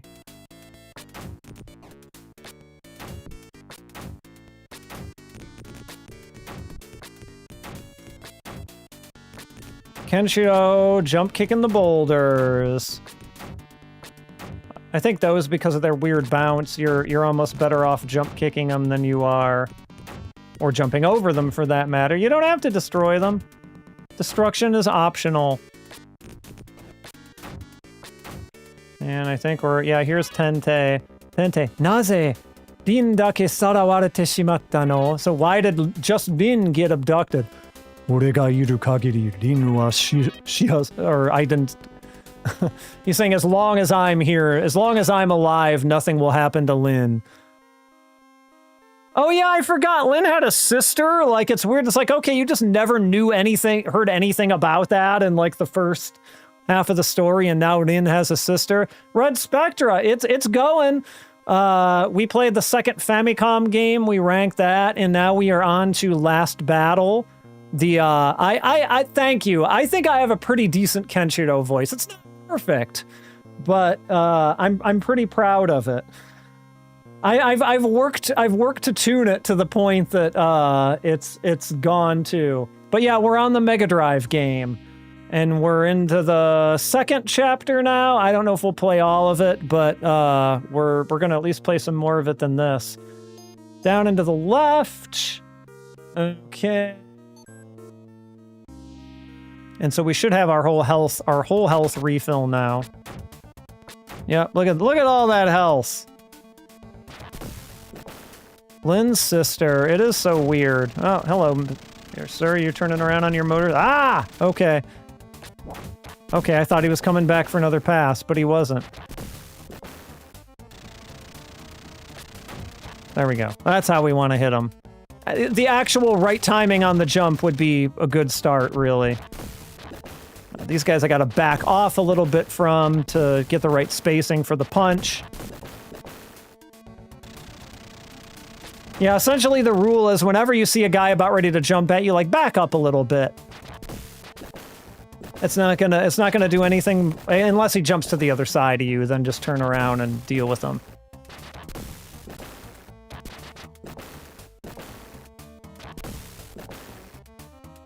There's that one, and then I believe we go straight down. We're heading toward the pirate ship here. And this is kind of an interesting level. Like, it's barely... I guess this is the dock leading up to the ship, because we've got, like, these different devices that are, like, throwing spears at us. And some that explode. And, it's just very strange.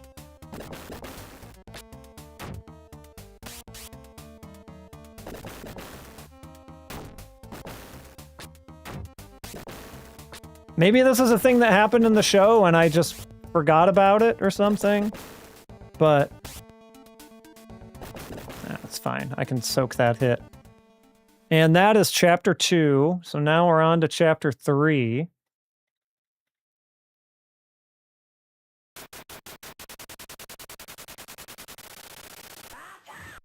What now? And we're back to we're back to normal moves. Like, we're back to, like, here's our regular punch, here's our kick.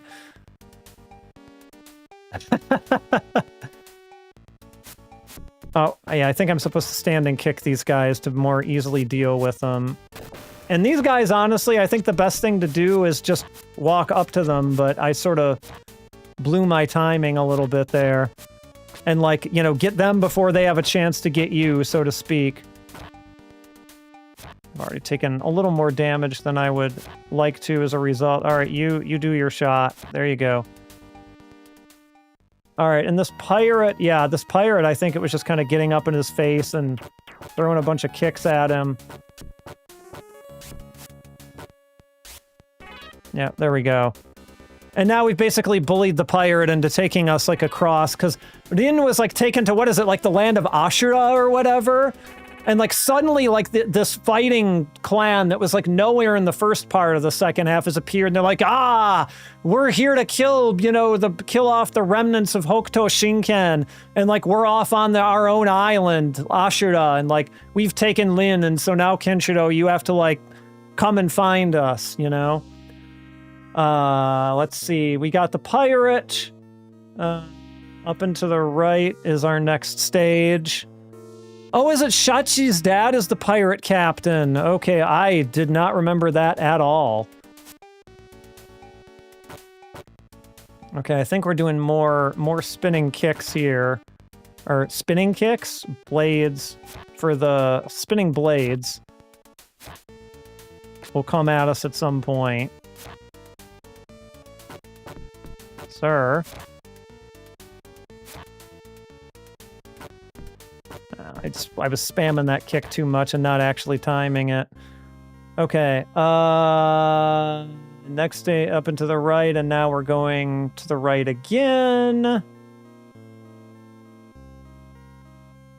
right. I'm glad someone remembers a little bit more about the second half of the series than I do. Like, legitimately, I'm glad. Because there's just so many holes in my memory for this part of it. So we're going to use a little, except not on those guys. It's not a good idea to kick those guys because we just don't got the range, birds. I think it's better, honestly, to just sort of ignore these birds for the most part. Not like this one's letting me do that particularly. But yeah, this is honestly where it gets a little bit more difficult to me. As you get enemies that have a lot more shenanigans here, you know. You can take out the birds. Their patterns are just a little You got to kind of do that. But for the most part, you can largely ignore them if you walk right.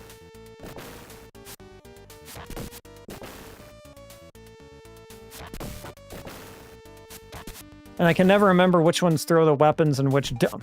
Of course, they throw a bird at me at the end. Of course they do.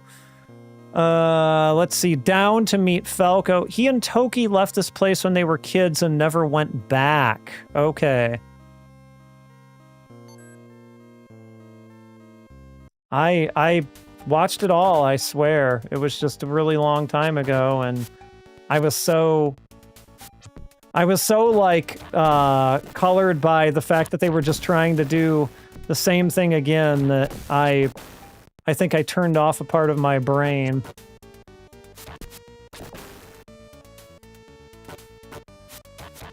If I'm being honest with myself, though it would be difficult to make time for this these days, I probably should go and watch that second half again. With, you know, fresh eyes, so to speak.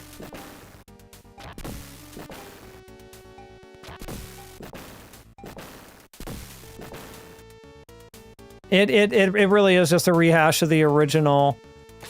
It is yeah, I mean, I remember getting to the island of martial artists being like, okay, they are kind of trying something different here. There's Falco again. But it was almost like too little too late for me. Okay, down and to the left is the next stage.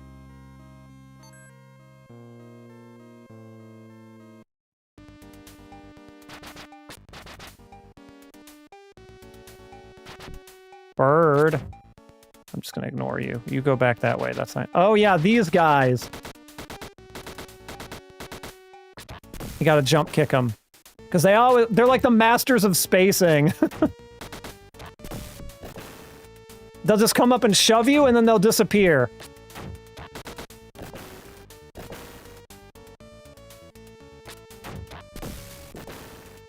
Oh. But the good thing is you can kind of outwalk them. Okay, I'm pretty sure I punched that bird, but the bird did not agree with me. Tetsuo or not. Which one? It's, you're talking about, like a different show or something? I can't remember if that was actually manga by Tetsuo Haru or not. I might have just made it up. Which show are you? Oh, I see what you're saying. Are you basically saying, like, did Tetsuo Haru even do the second half? Yeah. I mean, I think he did, right? I think this was all taken from the if I'm not mistaken. I could be wrong. Yeah, Hokuto 100% should have ended with the Rao fight. Like, no question. Absolutely no question. But yeah, the parallax scrolling is cool. That's a good point in favor of this game. I agree. It is a rather nice looking game. I agree with that part. Oh.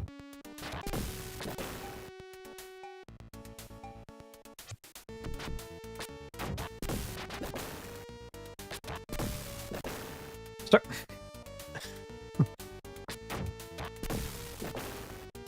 I love how they just shove you and then walk away. Just like that. Just getting a little push. Little push. That's all I wanted to do. I just wanted to push Kenshiro and run away.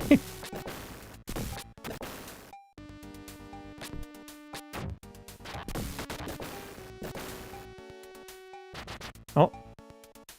And here's someone. Leia! Han no moto e mukata nichi ga. Han no moto e isogo. Yeah, I remember thinking it was very weird that Gary Daniels was Kenshiro in that movie. It was just so strange. Let's see. Just remember the Fighting Mania boxing game.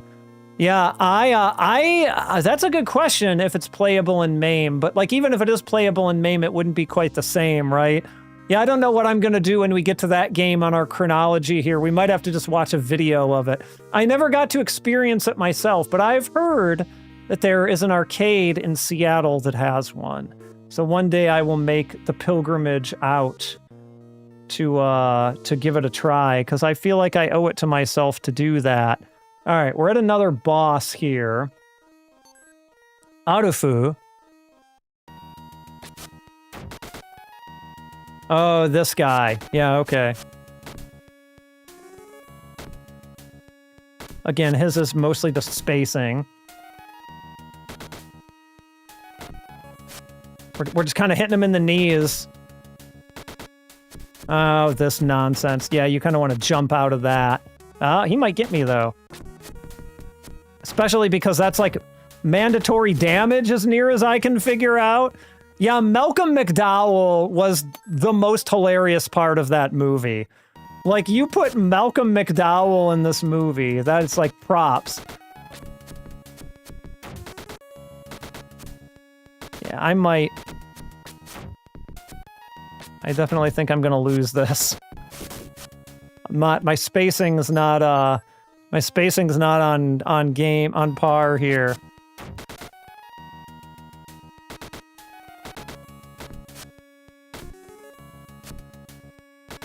I can't quite get a read on his and like, why is your clone still there? Why did he not go away?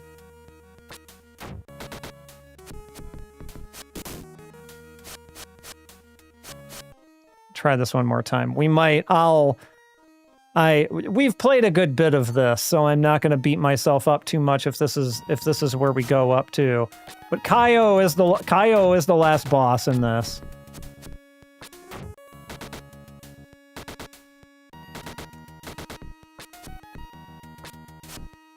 Yeah, I don't know if I care enough about dealing with their nonsense here.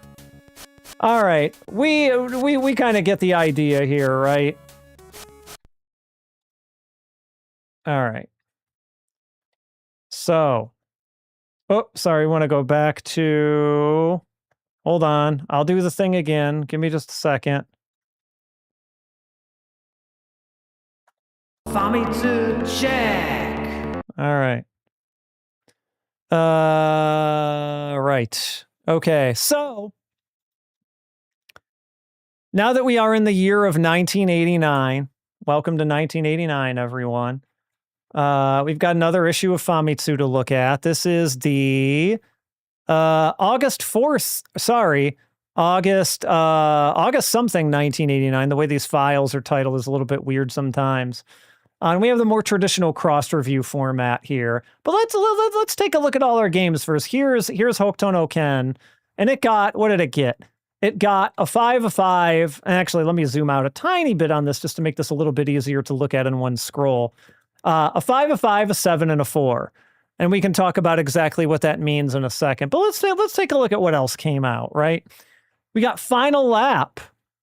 Namco's Final Lap for the PC Engine. So this is the PC Engine port of the very, very popular arcade game. That understandably got good scores because we've seen in our issues of Game Machine that we've looked at, right? How all over the top of the charts this was in the right-hand most category, the one that shows like the upright cabinets. And yes, Taco X, he's finally here. Somewhere between 1987 and 1989, he made it in. Let's see. I agree 7 is again too high, but we'll look in a second about what the justification for that is. Like I said, I read some of the early manga, but I never read the manga series to the end. And if the manga ended with Rao dying and that was it, that would be much more appropriate. Like, I would believe that Toei just made up a bunch of shit for Hokuto no Ken 2 and just to keep it going. Like, that is a theory that sounds like it holds water to me. Let's see here. We've also got Faria. which looks like it's probably on the Famicom since it doesn't say any platform here.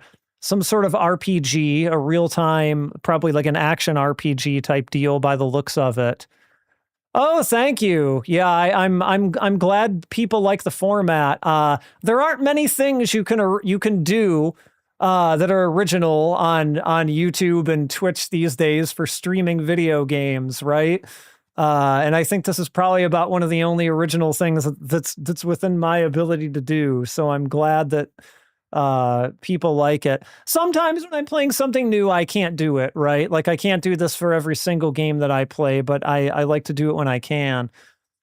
Faria, does anyone know Faria? It looks like it's an action RPG, 6674, from High Score Media Work. We've also got Hisatsu Dojo Yaburi, also on the Famicom, which appears to just be some type of action game. From Sigma Shoji. Faria, yep. It got an NES release? Okay, I have never played this one. I wonder if Hisatsu Dojo Yaburi did. That seems like an oddly specific thing. Dojo Yaburi, for those who don't know, is like, if you've ever watched like a martial arts movie and you see like the people's, oh, they're from this martial arts school and they've come to like take over the dojo, right? That's Dojo Yaburi. It literally means like dojo breaking. So like you're destroying somebody else's dojo basically with the superiority of your own brand of martial arts. And Hisatsu, you'll generally hear in like Hisatsu Waza, like a super move or a special move, like your ultimate move. You know, think of like the supers in Street Fighter 2 Turbo or any fighting game really. You would call that like Hisatsu Waza, like my ultimate move, my final move. So interesting there. Yeah, Dragon Ball, a lot of it was made up. That's so true. So true. And a whole series of Dragon Ball was made up, right? GT, like they wanted to keep that gravy train rolling, and so they just made up completely original stuff. And you've got Senbei Pro Basket. So I assume in this case, let's see here. This would probably translate to all like Pan America, like North and South America. So maybe like All American Pro Basketball or something like that. All Pro Basketball is what they called it here. Okay. A 4, a 6, a 6, and a 4. So pretty normal sports game type scores, right? For the Famicom in 1989, I would say. Kyukyoku Hari Stadium Heisei Gannemhang. So like ultimate harikiri, like in the case of a stadium, I'm not really sure how you would really translate that. Ultimate Harikiri Stadium, Heisei Gannen is like the first year of the Heisei period. They do years by like eras in Japanese. It's kind of a long conversation, but Heisei Gannen, so the first year of the Heisei version. That's a mouthful of a title. And this is, what type of game even is this? I'm trying to tell just by looking at it, like what sport is this? I'm trying to see if I can get, the baseball probably, because they reference like Famista. So 5886. So some people had some pretty good opinions of this game. We've also got, I'm trying to think what this is even supposed to be katakana for. Kerunaguru. I'm trying to think what this is even trying to be, like what word this is even trying to form. I don't know. It's not particularly coming to me just by looking at it. So this is apparently quite a maniaku. When they say something like maniaku, something is maniaku, that's obviously literally maniac, but it means like it's for, you know, it's hardcore. Like it's not for the faint of heart. It's not for the casuals, as you would say. 6786. We got some more. Oh, we got a game that people have heard of in here, right? We've also got Perfect Bowling. Finally, the perfect game of bowling. 5, 6, 7, and 4 for Perfect Bowling. We've got Oishimbo. Is anyone familiar with the Oishimbo franchise at all? It's an old manga anime about like a gourmet reporter who is like trying to like justify himself as being like a real gourmet, even though he's just a reporter. It had I have it downstairs. It had like a like all of you probably remember how the DS just had pieces of software that weren't games, that were just like, here's recipes on your DS. And so Oishinbo had a sort of recipe book on the DS as well. But this is an actual video game. This is an adventure game. And so it got a 5, 6, 7, and 4. Yeah, exactly. Yeah, they talk about the Godzilla movies that way. They talk about them in terms of like Heisei, which is just the era in Japanese history. Like if you look up, you know, when was the Heisei era, they'll give you like a range in time because they actually like measure calendars by that. Oishimbo Tankobones. Yep, it's quite a long-running manga. And there's Mother. Nobody knows this game, right? Hey, what do they call it? Earthbound Beginnings? Is that what they called it when they finally localized it? But I mean, unsurprisingly, it got pretty good scores. It got 3 8s and a 7. So that's probably about what you would expect of Mother, right? Shanghai, the arcade hit Shanghai, which is looking a little... Oh, because this is a Game Boy. All right, the Game Boy version of Shanghai. I would say a game that lends itself well to the Game Boy. Shanghai, sort of like a simplified version of Mahjong, almost like Mahjong for the casuals, if you will. An arcade staple, like Shanghai 2 and 3 stuck around on arcade charts for so long. And Ikeda, the guy who runs the Mikado arcade in Tokyo, like if you read his book, he talks about how, I believe it was either Shanghai 2 or Shanghai 3. He always keeps one of those in Mikado even today because it does numbers. Like people just come in here and play these types of puzzle games. But this version on the Game Boy got a 5, 6, 7, and a 5. We've also got the perennial favorite baseball series, Famista 89 in this case, Kaimakuban. A 6, 8, 8, and a 6. Famista always got pretty good source. Yeah, the Shanghai games are all right. They can be fun. I don't disagree with that. I understand why people like them. I really do. And boy, we keep going here.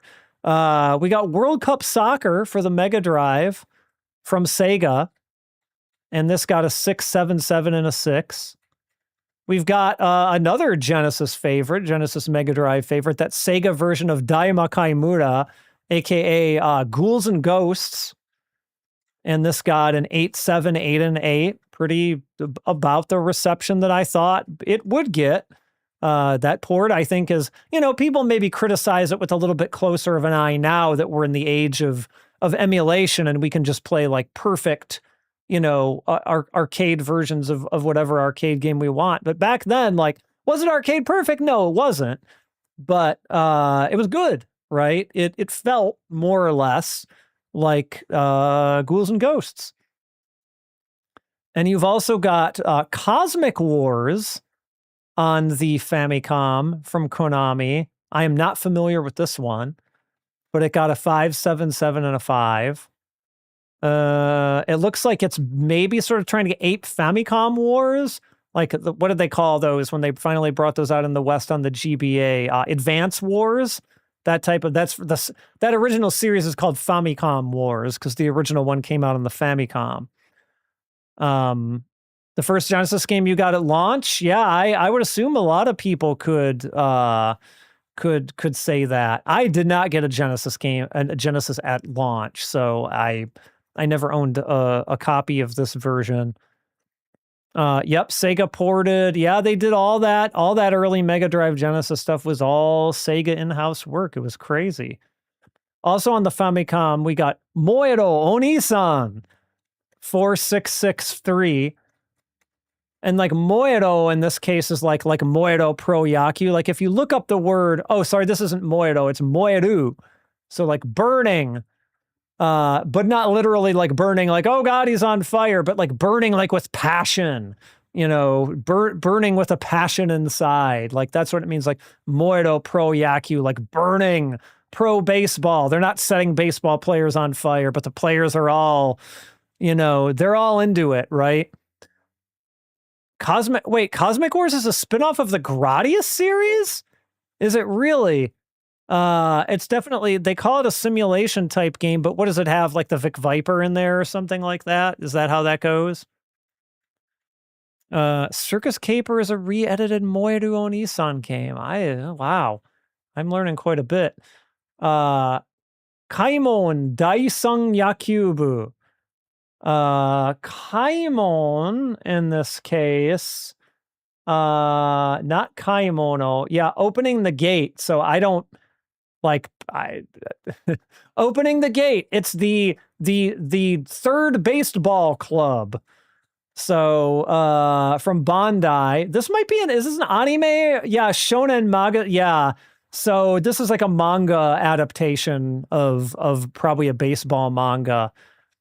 Yeah, burning Onisan literally is just something you would call like when you're trying to be a little more casual, like, but you recognize that a person is still young. They're not an OG song yet, which is like an old, like, hey, old man. Not necessarily derogatory. I said it derogatorily, but it doesn't necessarily have to be said that, but like, ano oji-san, like that old guy. But if you want to acknowledge the guy is not like considered to be old yet, you would call him Oni-san. You could also call your brother Oni-san, because your brother, Oni-san is literally your older brother as well. As the Burning Wild Man? That's an interesting localization choice.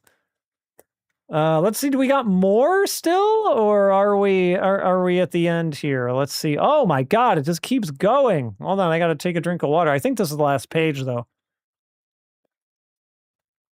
Okay. The Burning Wild Man. Passion of the Spirit is a much better way, succinct way to put it than what I just did. But we have Power League 2 on the PC Engine. Wild Man, Burning Wild Man. Power League 2, like Hudson's baseball series, which got good scores. 8, 8, 8, and 7. Like I've actually never played any of these PC Engine baseball games because I like a baseball game fine. I'll play one every once in a while, but I'm not like baseball game crazy or anything. So this is, yeah, a pretty good score for a baseball game. Also, speaking of PC Engine ports of arcade games, we'll play this on stream one day. This is not, I would argue this is barely even a port. Like they kind of made this into its own game that sort of vaguely originally resembled the original arcade game. But Takeda Shingen, who is an actual figure in feudal Japanese history, but what did they call it? They called the arcade game Samurai Fighter Shingen or something like that. The PC Engine version, I do not believe, came to the West, but the arcade game did in some form, and at least insofar as it had, you know, a Western title. It is. Oh God, that crappy Jalico game is right. I think maybe the PC Engine game has a little bit more going for it than the arcade version. We'll stream these one day. They're a trip. They're a trip to watch, if nothing else. This one took things in a little bit more of an action RP, like it had like level up mechanics and things like that in it. But it got, boy, look at some of this. Like I was going to say it got about what it deserved, but a 5, 4, 6, and a 3.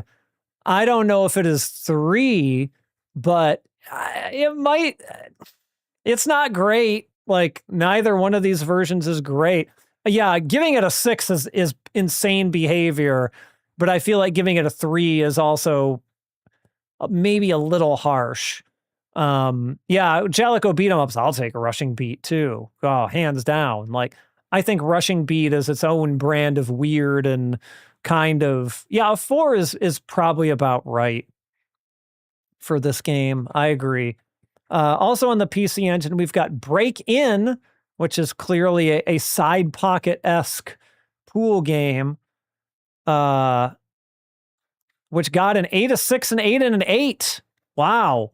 I feel like there's like some PC Engine like bias going on, except for Takeda Shingen apparently, but like sports games on the PC Engine, people are just kind of going all in for it. Maybe because they're just not the Famicom anymore. Yeah, he's in yeah, some of the Kurosawa movies would have had Takeda Shingen in it for sure. He was a notable historical figure. And then you've got Mickey Mouse on the Game Boy. I forget, this almost certainly had a different name in the West. Was this one of the Crazy Castle games?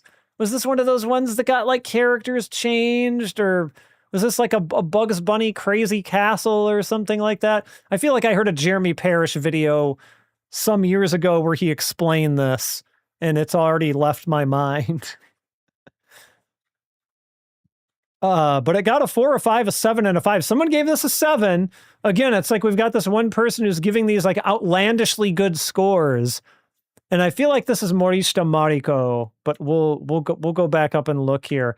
Mariko, are you giving these games high? Are you padding your scores? You are. What are you doing? What are you doing, girl? All right, but let's see. So to remind ourselves what happened here, I think, did Jeremy Parrish get to, I know he got to black belt the first, but is he far enough in, is he far enough into Seigaiden to have done Last Battle? I don't remember. I watch his videos. I watch every video he does, but I sometimes, because he kind of jumps around from series to series. He's doing like, what is it, Turbo Works? He's doing the PC Engine stuff right now. And I think he put the Mega Drive stuff on the shelf for a little bit. So I don't remember if he got to Last Battle yet or not.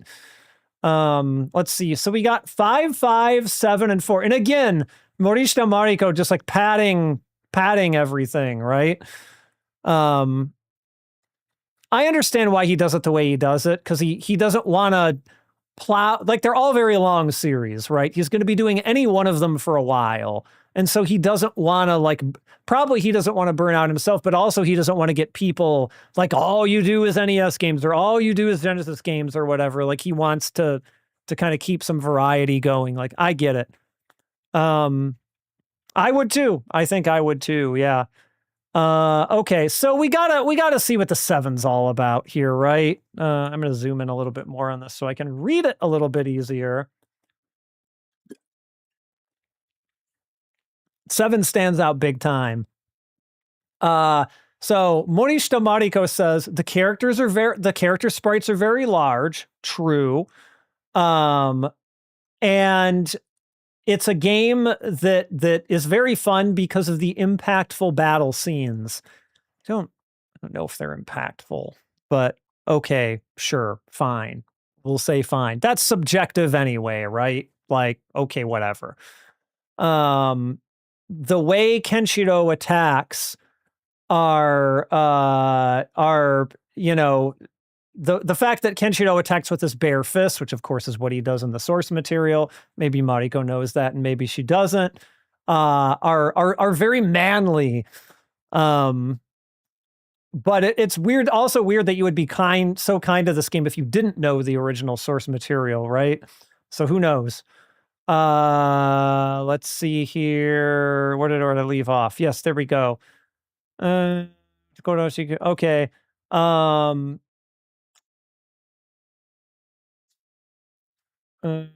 Let's see. Yeah, she says it's very okay. So apparently she is familiar with the source material because says it's faithful to the source material in many different ways. I mean, sure, like except for the part where you put Kenshiro in dungeons. Like, I don't know. I don't know. That parts never sit right with me. And apparently there is a way to continue. There's probably a code, because she says, but it would have been nice if the way in which you could continue had been a little bit easier. So apparently there is a way to continue, but like, did anything she say really justify this as being a 7? Like, okay, there are a lot of characters. Did you give China Warrior, aka the Kung Fu, on PC Engine a 7 because it had big sprites? Maybe she did. Who knows? But like, just being like, whatever. Yeah, it's her score. She can do whatever she wants, right? But I think giving that game a 7 is too generous. Too generous. But then the question is, did it deserve a 4? Is this game a 4? Taco X thinks it is. Yeah, I'm really not feeling a 7 for it either. I think 7 is 7 is like, well, let's read what Taco X first, and then it says, and then we'll talk about maybe what a fair score. Yeah, I'm also kind of thinking 5. It's better than those Famicom games, but we'll get to that. Okay, so he says, I kind of feel like compared to most, they weren't calling them belt scrolling action games yet. Apparently that term hadn't been invented. They call them kaktogi, or he's calling them kaktogi, but kakto you normally hear in the context of, kakto game or kakuge is a fighting game, like a Street Fighter, but they didn't really have that vocabulary yet at this point. But what he really means here is a beat 'em up, I think, like either a single plane or a side scrolling beat 'em up. But he feels like the tempo is kind of bad for a game like that. And I think I agree. Like it going back to like the movement being very sluggish, right? Again, I don't know how well it came through, but I do think the movement is very sluggish in this game.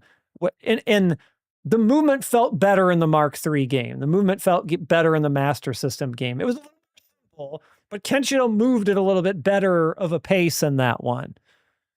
And so, yeah, I don't think he's wrong. I think he's onto something there. Let's see. He says, the game feels good because it feels closer to the manga because of the size of the characters, which I think that it does make it feel a little more manga-like with bigger characters. So it's like the game has a good feeling to it, but the straight ahead movement, like the fact that you're only ever moving on a straight line, stands out. Probably the fact that you're not really doing much of anything in the levels, and there's not much point in jumping, and like it's a very cramped screen space because of how big the sprites are, right? Yeah, I think he's right on the money here with all his criticism so far. Yeah, and he says, putting aside the fact that it's fundamentally no different than Spartan X, aka Kung Fu Master, which is right. I said that at the beginning, right? I was like, this is very Kung Fu. It feels just like I'm playing Kung Fu, except playing Kung Fu feels better if I'm being honest about it. The movement is a little bit snappier. In the case of this game, it feels a little half-baked. And I agree with him. Again, I think he's right. Half-baked is a good way of putting it. And he's like, and also it's a little too difficult, which I also agree with. So yeah, I mean, pretty much spot on. And like other people, if I'm just scanning here, right? It's other people are saying like the tempo is bad. It has a bad tempo. And so that seems to be a pretty common criticism throughout all of this, right? Okay. So now that we've looked at that, where do we put this in our own rankings, right? So let's make this a little bit bigger here. All right. So if we put our second Famicom game here and we put Black Belt at number 1, right? This doesn't touch Black Belt to me. I still think that's a better game. You could argue it was less ambitious. You could argue that at least Last Battle tried things, right? whether or not they were successful. At least it tried things with the maze level and things like this. And I suppose you would be right if you said that. But I think when you just think about how it feels to play as a video game in how faithful it is to the source material, I think Black Belt is better. But I do think it's better even than the second Famicom game. Like this, I would argue it's a little more sluggish even than this Famicom game. But when you kind of figure out what you're supposed to do, I think even though you could end up wandering a little bit, I still think it has a little bit more of that Fist of the North Star weight, probably because of the sluggish movement maybe, than any of these Famicom games is. And I feel like everyone else is kind of agreeing with this here. But it's looking to me like it's going to get slotted in here, right? So let's see here. Let me get the full title of this one. So we're going to call this that, and we're going to, whoops. And we're going to say slash battle, and we're going to say Genesis. And so it is our new number 2. Yeah, if the Mega Drive game is too slow, the Famicom games are way too fast. Yeah, I think I agree with that, honestly. Yeah, so far the 2 Sega games are the best, right? The 2 Sega games are on top. I didn't even really think about that, but to summary, Chibi UFO of Hokuto no Ken Violence Gekiga Adventure, it was your typical kind of PC 88 adventure game, menu-based adventure game. And some of it is my own bias, maybe, because I've made it very known on this stream that I'm not like a huge fan of those unless they're really well done. And this is just your typical, like, you didn't hit all the check boxes, so you don't get to move. Like, I was using a walkthrough, and I could not get, even though I had the key, I could not get the motorcycle started to get out of that first village. And so I was like, I guess we're just giving up. I can't tell what flag I'm mistripping, but yeah, it was not a good fit. I don't think. The battles were very interesting, though. The concept of the battles was interesting. Honestly, even if you just do it for a second, one of these days you should go over to YouTube, or the Twitch VOD is still up too, and you should just scrub through and find one of the battles just so you can see, or, watch a video on YouTube that isn't mine or whatever. It's fine. But what you did, and you kind of have to see it to really understand, but there would be like a big close-up sprite of one of the enemies, and they'd have all these little dots on various parts of their bodies. So like one on their forehead, one on their chest, arms, whatever, right? And you hit the return key, and a cursor would come from the side of the screen after you hit a meter. So you'd hit a meter, and the higher you got on the meter, the faster your cursor would move, or the slower the other one would move. And you would move your cursor. You would have to figure out somehow and know what are their vital points. Like, oh, this guy's is his chest and his forehead or whatever. There were always 2, at least 2. And you would put up the dots, and you had to get to the dot with your cursor before the CPU cursor did to cut you off. It was insane. Like, I was like, what? Where did this idea even come from? And other people in the chat who are a little more retro computer game experienced than I am named a title, like a C64 title, where they were like, oh, it's like this. I forget exactly what game they said it was, but it was nuts. Like, it took me a while to even figure out what I was even supposed to be doing. It was that not obvious. And like, nothing about Fist of the North Star says I'm controlling a cursor to find like the pressure points on this person. Like, I don't know. It was extremely strange. It was extremely strange. And so, was the Super NES Gods? I sort of remember that. I guess I don't remember enough about it though, because I don't remember that particular part of the combat. So yep, here's where the Sega games are both on top. It's so true. We got but we got one more. Oops, I did not mean to do that. We got one more. Oh yes, we've got one more. And I have never played this one a second in my life. So this should be entertaining. Let me go back here. Let me change the marquees real fast. And we'll get underway with our final game. Sega does what Nintendo don't. Because we're going back. If you thought we were done with the Famicom, oh, you are so wrong. We got 2 more Famicom games, I believe. Only one more tonight, but 2 in general. This is Hokuto no Ken 3, so we're sequelizing Shin Seiki Sozo Seiken Retsuden. And it is a role-playing game, if you can believe it. Because you know what happened between 1987 and 1989? Dragon Quest fever, baby. The original Dragon Quest had come out by the time that second Hokuto no Ken game came out, but the mania hadn't fully taken hold yet. That did not really happen until Dragon Quest II. And so it took a little bit of time for everyone to figure out this is what we're meant to be doing.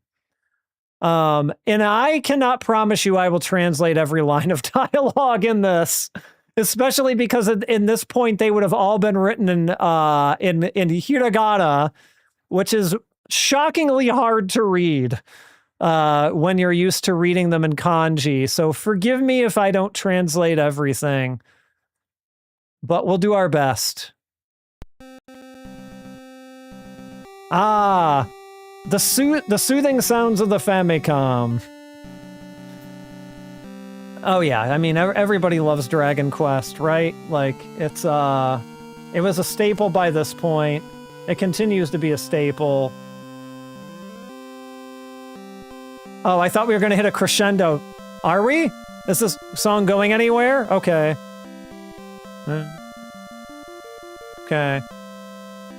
Also, have you all noticed that none of these games has done chiptune versions of any of the opening or ending songs yet? That just occurred to me. Not even an attempt. Like when we played Urusei Yatsura games, we heard some takes of, Lum's love song and things like this, right? Not a single one in this. Not a single one in any of these Fist of the North Star games. Maybe Crystal King or Tomcat wanted too much in licensing fees. They're like, nope, we can't afford that. We gotta come up with our own. Oh my God, Dragon Quest with Tetsuo Ohara. You've opened up my mind to a whole new world that never existed. What an amazing thought. Well, hiragana. I wouldn't really.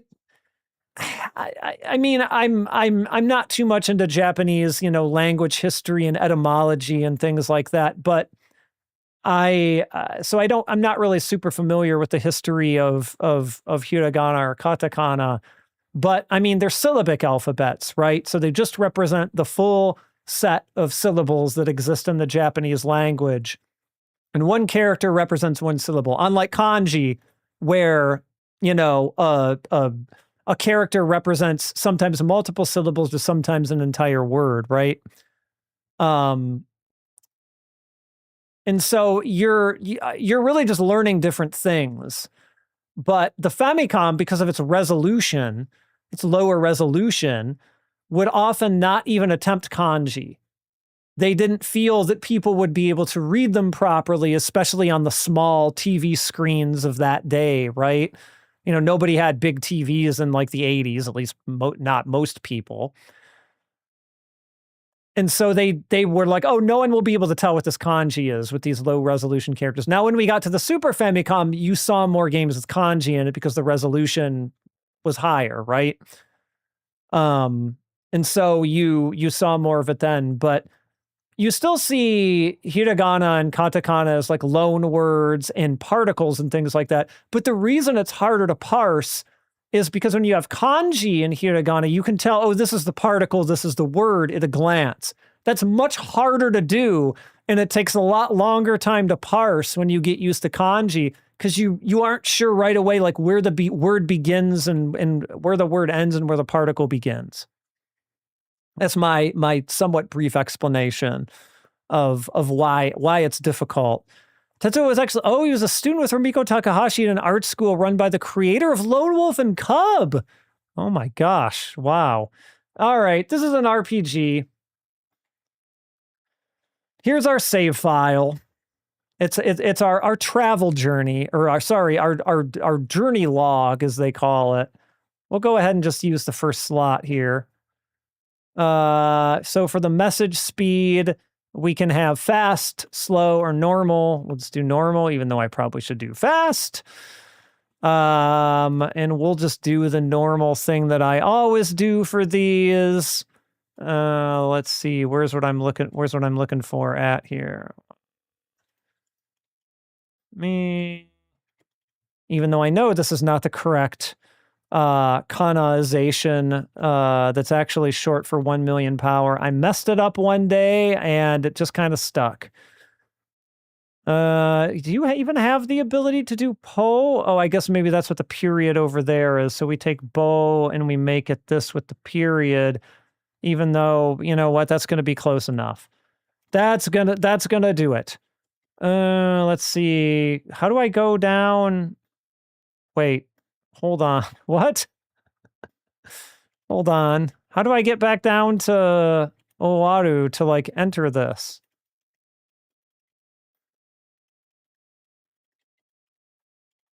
Oh, I go off the top. I thought I was doing that earlier, though, weirdly. Maybe I wasn't. Okay, here it is. All right, it's the year 1999. We all know this. And the world is like engulfed in nuclear flames. By the way, this doesn't start at the second half. It starts from the very beginning. It starts from the very beginning village. So you all know the basic story. Oh, wow. Okay, that just like scrolled by really fast anyway. I feel like I have some kind of auto fire on or something. Because this should not be, like, going that fast, right? Let's see here. Okay, maybe that was my problem. Let's turn turbo off. That probably explains what I was noticing with the other Fist of the North Star game too as well. All right. We're just going to kind of go through this. Kenshiro, he's the last, blah, blah, blah, blah, blah. You know the drill. Oh, look at this. Look at this, everyone. It's Kenshiro. By the way, I'm playing this RPG with an arcade stick, just to let you all know. Not something I normally do, but I didn't really want to... I didn't really want to switch controllers out. Yeah, I mean, he's very Mad Max looking, right? Let's see. So hit points. Can I get into like a menu of any type or anything? Yeah, here's our... So you can talk to people... You got your you got all your different actions and things like this, right? So let's see. You begin the game in the town of Messiah. Enter the building near the entrance and talk to the old man inside. Okay. Yeah, I am using a walkthrough for this, full disclosure. I'm not about to stumble around through this, and we are definitely not going to play this, what I'm sure is probably a pretty grind-heavy RPG to its conclusion. This is probably the village elder. That's probably Lin right there, I'm guessing. And we'll talk to him. Yep, so he sees the 7 scars on our chests and says, could it be that you're Kenshiro? Of course. Yeah, what if I say no? Oh, okay, I guess I've got the wrong guy. He just immediately buys it. All right, we'll be honest with him this time. Let's turn this music down a little bit. I feel like it's a little shrill. Okay.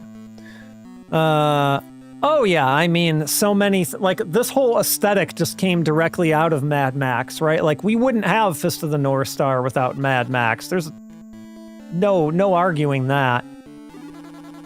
Oh, it's like, oh, we've been waiting for you. Let's see.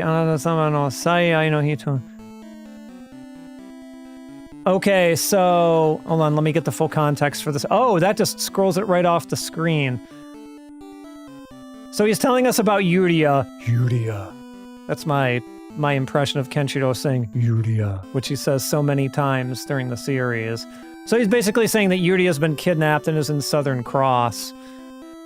I mean, Kenshiro would know that Yuria, maybe he wouldn't know that she was in Southern Cross yet, but he would definitely know something happened to Yuria because, like, Shin messed him up and gave him all those scars and just took Yuria, so, you know, pretty sure he's already somewhat aware of that.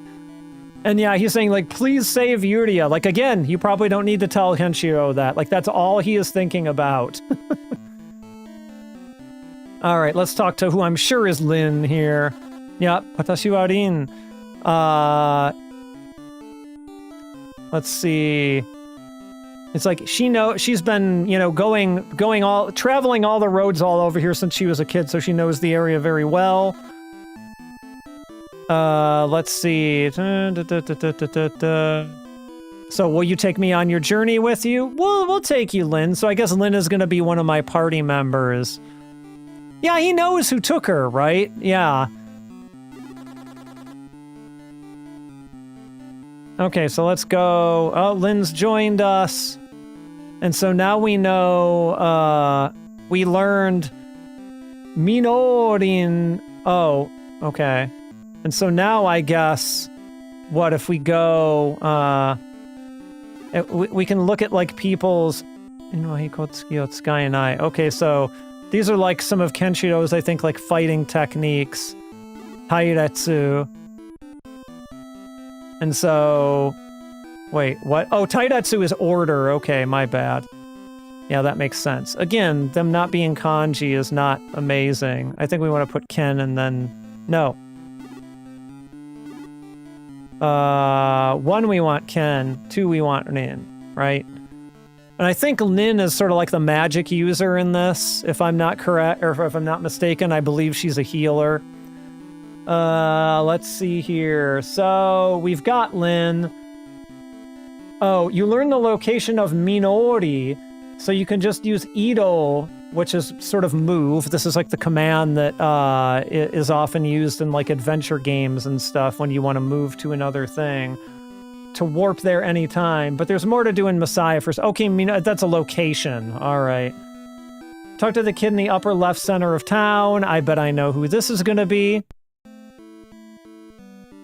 Upper left center of town. Okay, we got some, like, jittery-ass sprites here. Look at this. When they walk, it's just, like, jitter. And look at this man barely... Did you see him? Hold on, let's see if we can get him to do it again. Like, he's flickering in and out of existence. He barely exists in the world at all. I wonder who this could be. It's Bat! So, he's going to be our manager, which is a very appropriate thing for him to say. He may have even said that originally. And so, I bet, yeah, he just joined. He didn't even ask if we wanted him to join. He just joined. Just very, like, kateni, right? Like, very Bat style. He's just like, I'm coming along, too. And nobody tells him no, so he just kind of gets in by default, right? Alright. We need to buy some equipment. Because I believe if we look at our equipment here, it is endearing. I'm not trying to be too hard on the old Famicom here. So Kenshiro also has, you know, Nuno no Fuku, like cloth clothes. That's a little redundant, but, you know, whatever you want to sort of call that in an RPG, right? Let's see, and I think these two have nothing. Yeah, oh, we're totally Bat's meal ticket. He knows what he's doing. So where's the weapon shop? Is it here?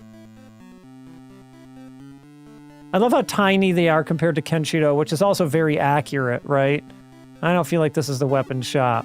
Old man, you the weapon shop? Oh no, you're the guy who I just talked to. I love how he asked me the same question again as though I hadn't just spoken to him.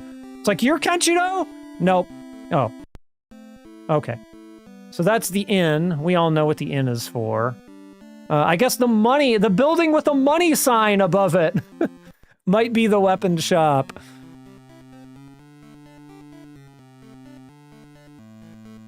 All right, let's talk to this dude on the other side of the counter here. Oh, it won't even let me talk to him from the other side of the counter. It says there's no one here to talk to. So even though he has this nice counter here, I have to walk around to the other side of the counter in order to speak to him. And so, let's see here. So, let's see. Under the building, over left corner. Shows me need to equip it. Buy the claw clothes for him. For Lin and Bat. Okay. Let's see here. Oh, wait, hold on. Am I... Okay, we're buying. But wait, this is... Oh, this is not... I think this is an item shop. Because that's like healing, you know, like an herb or something. So I think the weapon shop or weapons and armor in a different building. But there aren't too many buildings in this village. Oh, I didn't notice the sword icon above that. My bad. My bad. All right, let's see here. We're gonna have to walk around this guy's counter as well. I'm just gonna go ahead and assume. What the hell is behind him? What are those things behind him? All right. So I think we want to buy... So all he has is just the regular clothes, the same as Kenshiro has. And I think we want... Let's see here. We want some clothes. Lin, you take those. Yep. I also want clothes for Bat. And I want, what is this, like gloves? I think this is gloves for Lin. And I want gloves for Bat. Where's my money? How do I know how much money I have? I mean, as far as I can tell, I'm just buying things, like, with no consequence. It's a club. This weapon is a club. And I guess we'll get one for Lin and one for Bat. A bat for Bat, if you will. All right, and so now let's take a look at our equipment. Let's see here. Sobi.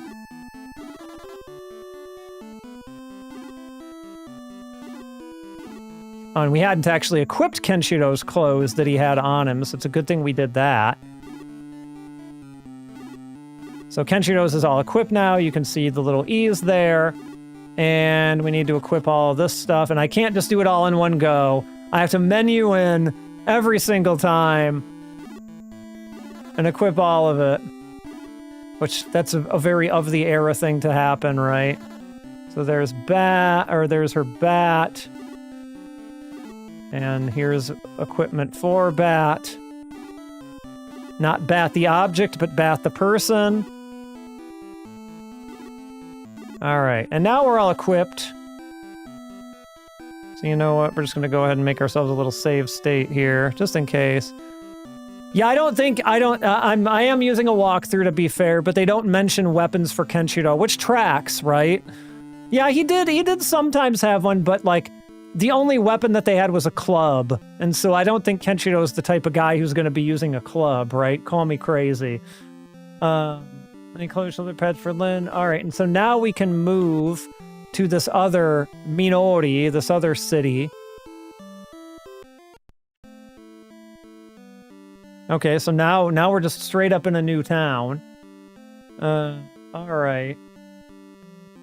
So let's see here. Yeah, where does it say what my money is?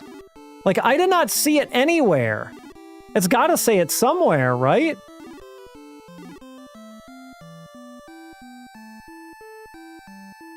Oh! I remember you, corn dog Maddie. I remember the stream that you came in for. Welcome back. Glad you identified yourself. So now your corn dog jokes make so much more sense. Do corn dogs really still exist in the world of Fist of the North Star?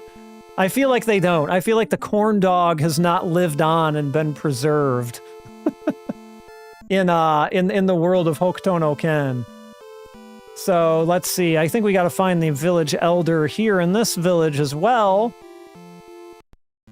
And it seems he's in here. I feel like Kenshiro knows not the enjoyment of a corn dog anymore. Or I should say, Kenshiro is probably old enough to remember them before the world was ruined, but Bad and Lin will never know. Never know the taste of a corn dog. Which one of these is the village elder? Which one of you is the village elder? Go! Not you, apparently. You're just coughing. Yep, this is the village elder. Let's see. And actually, this guy next to me, you know, was injured from Zeed's gang. He's, you know, and he's like retained shock from it, basically. So this is going to be what sets us on the path to Zeed. Okay.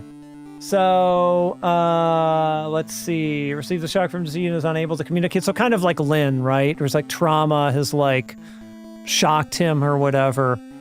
All he has to do is touch you. I like the death battle where he fought JoJo's Bizarre Adventure. What? He couldn't beat the stand, but all he had to do was touch the... What?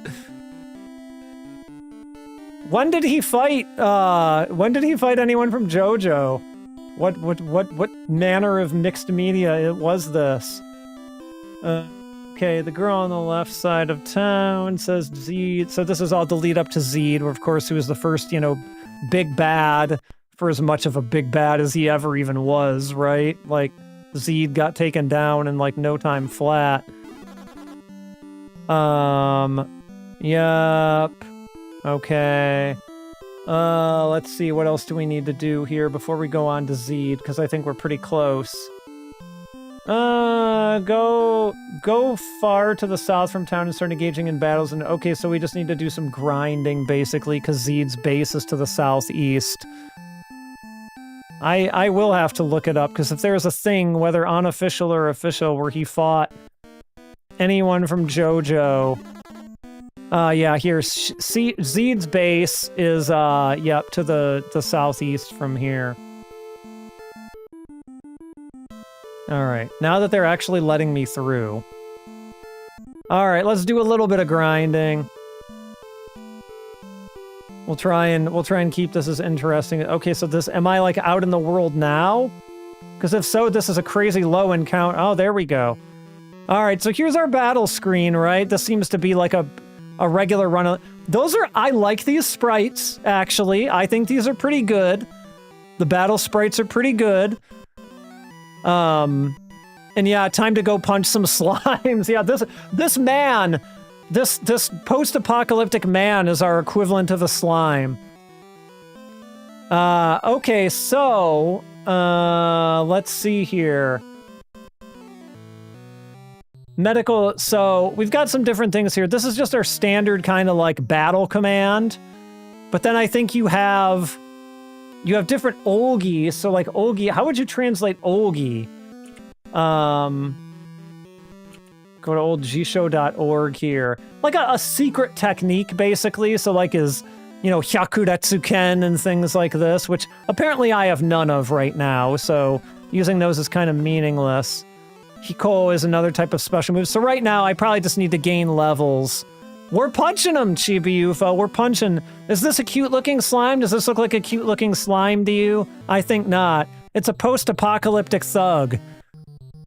Yes, we are talking the Dragon Quest slimes, but I would not punch a slime. I would absolutely punch this man. I'm telling you that right now. Okay, so this is Lin.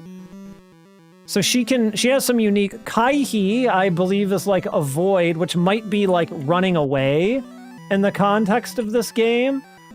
Yeah, normally this would be like evade, but Chidio is going to be like healing. And then of course you can defend as well. Yeah, he has a neck brace and a lobotomy scar. Maybe leave him alone. He does have a lobotomy scar, doesn't he? So for now, nobody needs healing yet, so we'll just have Lin attack also, even though I'm sure her attack is not very good. It's probably the equivalent of having, like, your healer attack, right? Like, don't expect much damage out of it. Bat is, I'm guessing, is probably not on Kenshiro's level of attack, but he also can run. But he also can just regular attack, right? Okay, Rin's attack did 3 damage. Ken's attack did 7 damage, and our slime is dead. So I guess we're just gonna grind here for a little while. Until maybe we can get some money. I want to see where my money is. Where is my goddamn money? How do I find out how much money I have? I legitimately do not know where it is shown. Wait, maybe if I idle here, does it show it on here? No, that's just hit points. Did anyone else see at any point, like when I was in that shop, like what my current amount of money was? So we're just gonna mash attack. Miss, we missed. Bat missed. Lin hit for a whopping 5 damage. Oh, he also missed. His attack on us missed as well. A thug single-handedly killed by Lin. You think they're terrible? I think they're kind of alright. I mean, they're not amazing, but... Or do you mean these sprites, or do you mean the battle ones? These sprite designs, I think, are pretty bad, but do you mean, like, the battle ones? Like, I think these are okay. They're not, like, the most amazing, really? Okay. I think Kenshiro at least looks alright, and like, the 3 main characters I feel like look pretty alright. Maybe I'm poisoned by, some of the stuff I've been looking at. Yeah, Bat doesn't do much more damage than Lin does, honestly. Just by a little.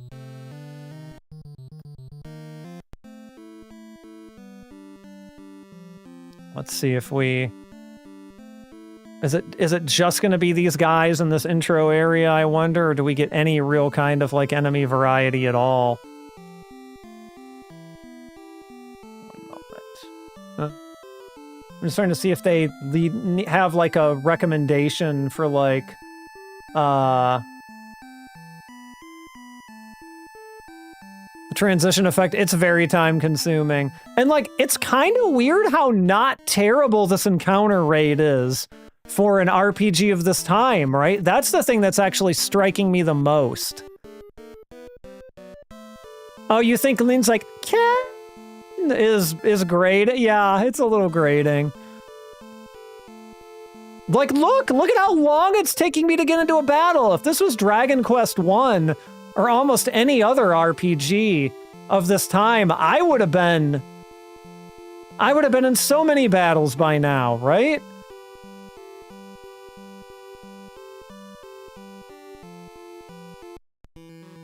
Oh, wow. Okay. All right, now it's not just one dude. So I did read a thing about this that said this is like Final Fantasy 1 in so much as if you, say for example, you tell all your characters just to pick a target and that target gets killed, the rest of the characters will just attack empty space and miss. So that's a thing I'll have to keep in mind here. So we'll have Kenshiro always attack one person. And keep just Kenshiro on one guy, and keep, like, Bat and Lin on another one. So Kenshiro did 7 damage there. Miss. Bat missed.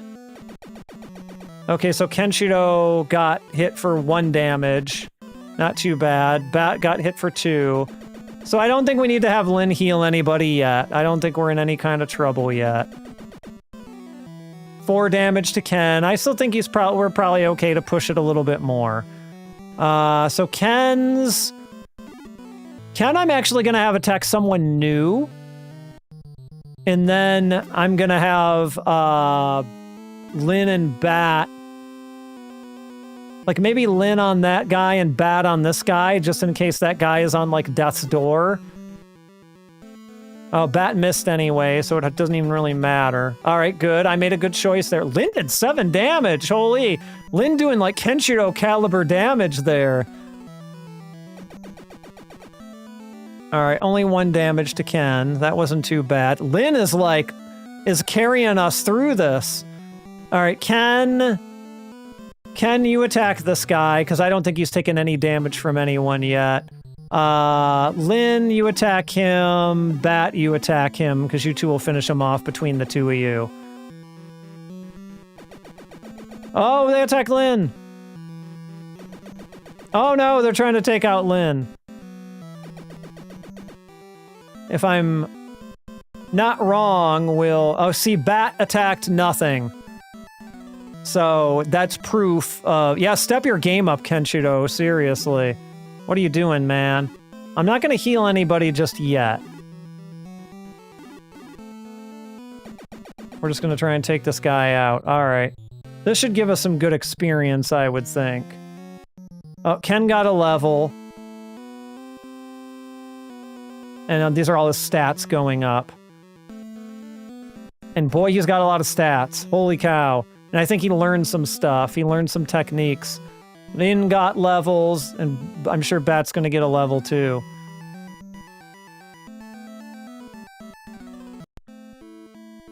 Yeah, I'm not MHP. Let's like look at some stats here. MHP. Keikenchi is experience points. MHP. Is that like his health? Is health? Just his HP? But then in that case, what is MOP?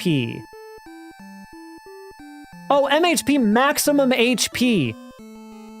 So like right now he's at 14 and his MHP is 28. So his maximum HP is 28. That's what we're talking about here. And so now if we look at, for example, Cole. So he's got Fukugen which I don't really know what that is. But it is a move. Yeah, it's like if you're okay with like this kind of early, oh boy, okay, I'm gonna have to heal. We're gonna have Lin do some healing here. So let's see, but Ken, of course, we want to attack. Lin, do I push it a little more? Do I push it like 1 turn to get in some damage? I feel like we'll do one of these and we'll push it 1 turn. And we'll have Lin and Bat attack we'll use kind of the same strategy as last time. Oh, okay, somebody's attack missed. All right, Ken took out a guy, good. Kenshiro went down 2 points of health. Okay, look at Rin taking out guys like with the same reliability that Kenshiro, and what Bat is still missing basically everything he does. All right, I still think we're okay to push it. Kenshiro, you attack him. Lin, Bat. Okay, Bat took his first hit there. Okay, now we really need to do some healing after these, but we'll probably take these guys out assuming nobody misses. Bat! You keep missing! Brother, what are you doing? All right, we definitely need to heal Lin now. But Kenshiro will probably actually take him out first. Chidio on Lin. Bat can just attack. Okay, so Lynn healed herself up, so Lynn got priority, actually, on the heal there. So I wonder if, even though her turn was second, I think, I would be like playing Famicom Wonder Dragon Quest 1. Yeah, not amazing, but yeah, I want to see if I can tell how much money I have. I want to go back in here into the shop and see if I can find where the hell it tells me what my money is. Because there's better equipment here. There's also an inn here. But I feel like the equipment... There's the item shop, there's the weapons. It has to tell me what my money is, right? They can't just not...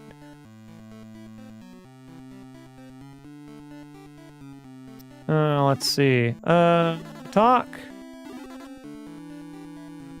How do I know how much money I have? I don't see it anywhere. Like, this makes no sense. Let's see here. I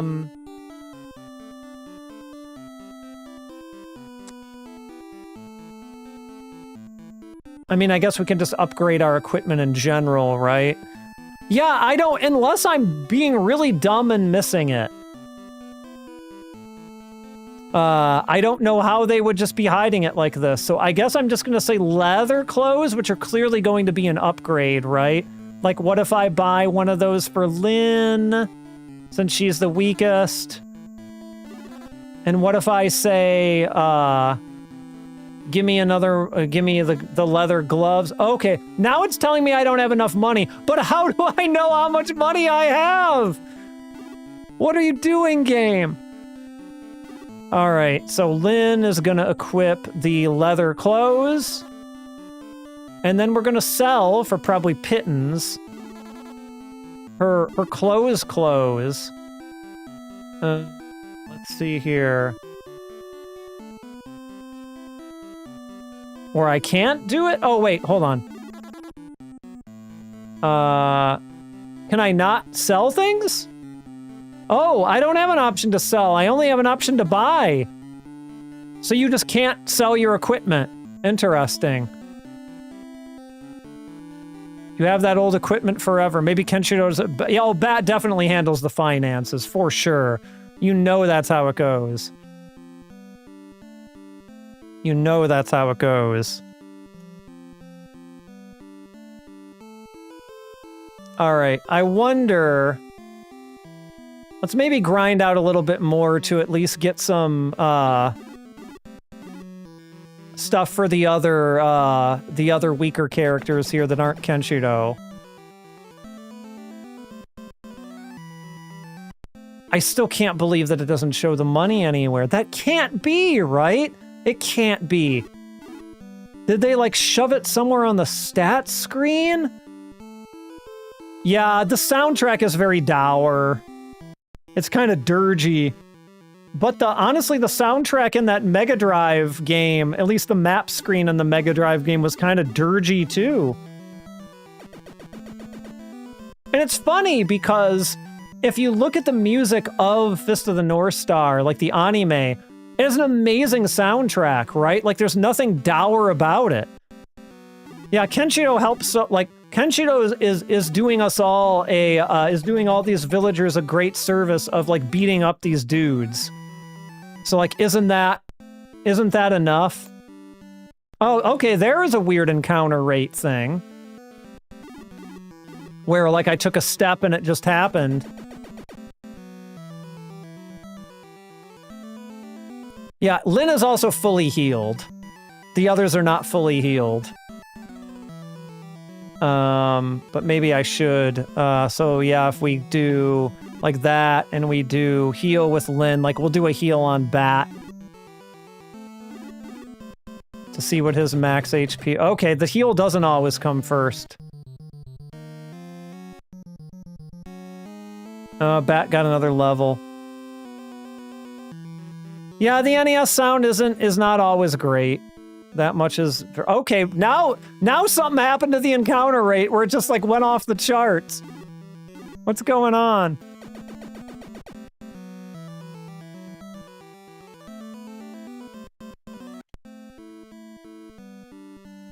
want to at least get a little more gear. And yeah, everyone's real, but also I think I am just like, you know, fighting these pretty weak guys. And so like everybody's just like one-shotting this poor dude, even Bat and even Lin.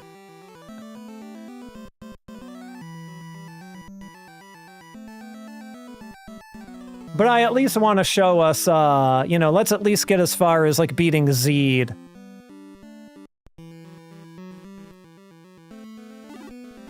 But I am not the type of stream who, unless people really wanted to see it, like, would grind out an entire RPG like this. And even if I did, I would do it over multiple streams. I wouldn't try to... In this game, all you need is Lin. Lin's the powerhouse. She can heal and apparently she can fight. Let me do some more, Kenshiro got a level. They just call him Ken in this. They don't bother with his full name. Gotta conserve those characters after all. Let's see if I can buy another thing here. See if maybe I can at least buy another, like, a leather armor for Bat. Kenshiro don't need no armor. Kenshiro don't need no leather armor. He can just soak the damage. We also got a knife weapon, which I'm assuming maybe Bat and Lin can both use it. Maybe just one of them can. I'm not sure. Can I buy it? Not enough money. Let's see if I can at least buy the... I really wish I knew how much money... Yeah, I'm grinding neutral. Like, sometimes I understand, like, the therapy of it.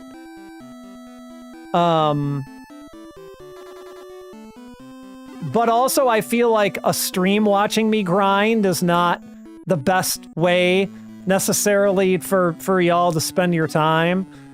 So I'm very conscious of that as well. Let's see here. So, like, I feel like if I really was to play this to completion, I'd have to grind a little off stream, and then we'd just do, you know, a lot of the big story beats here. Yeah, like potato chips is actually a good, and especially like the slow rate of money, the earn rate of money in here. This is very Dragon Quest 1 insofar as like how slow it is to earn money.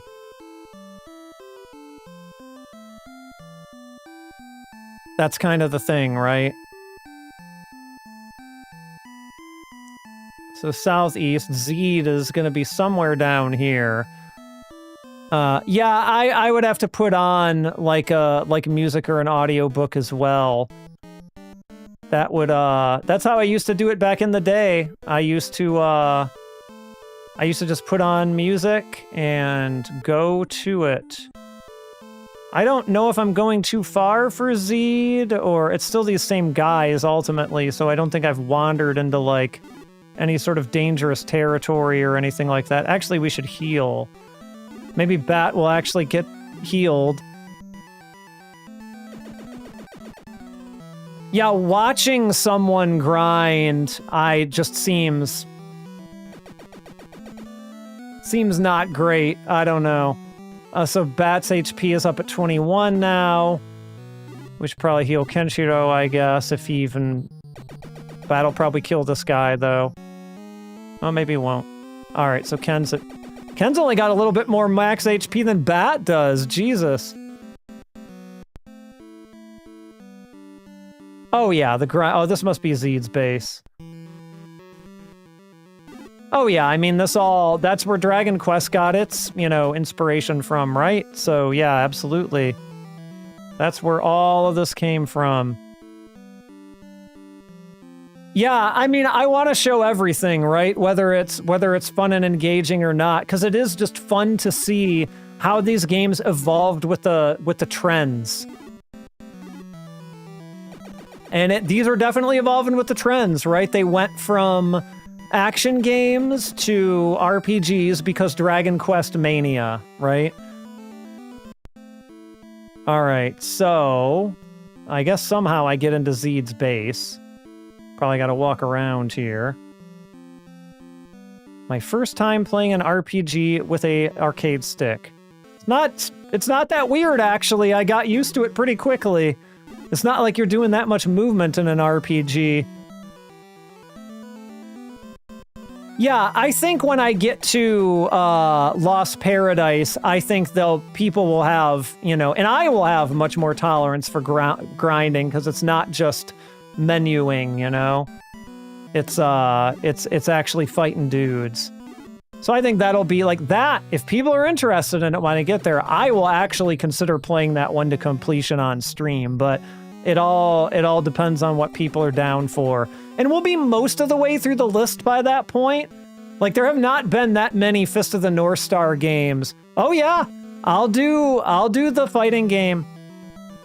We'll show some of the infinites. I can do infinites in that game. I'm not like amazing at it, and I haven't practiced in a while, so I'll have to practice up a little bit before I get there. But we'll show just how broken that game is. For sure.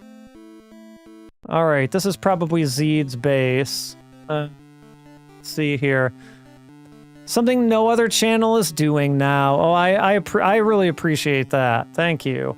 I try. It can be very difficult getting discovered on, you know, even platforms like YouTube and Twitch and things like this.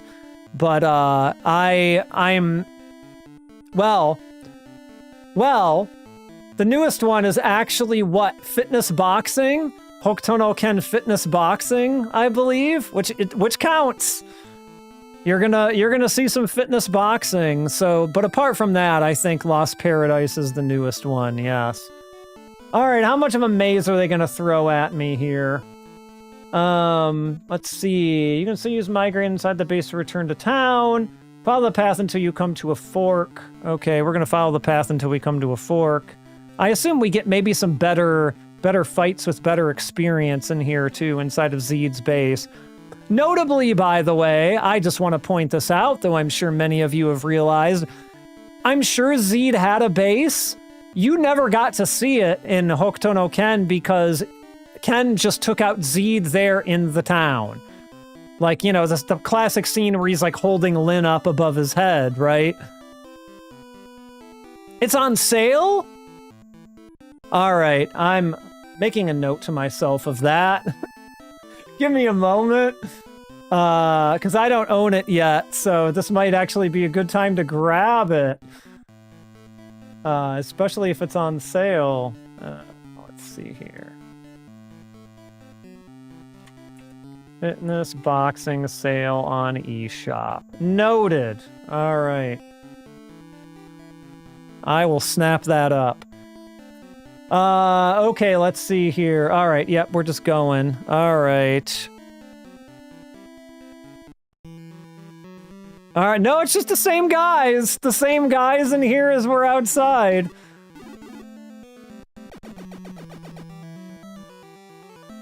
Did Zeed actually work for Shin? I feel like that was never, maybe it was established later, but while Zeed was alive, I don't think he ever said anything about that. And I just watched at least the episode of the new series, the first episode of the new series, yesterday.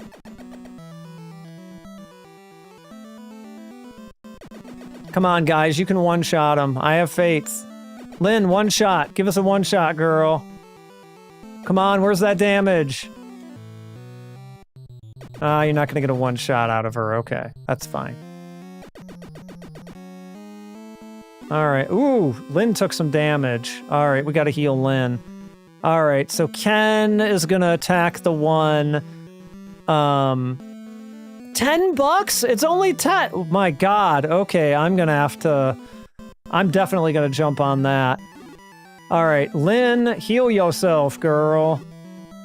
And Bat, you just take out one of these guys. We're probably almost dead anyway. Alright, Lin healed herself. It looks like it's on a Warhammer 40k. Yeah, I could see that. All right. Can I guess just attack? Like everybody just attack now, I suppose. A chocolate cupcake? A Fist of the North Star cupcake, just for you.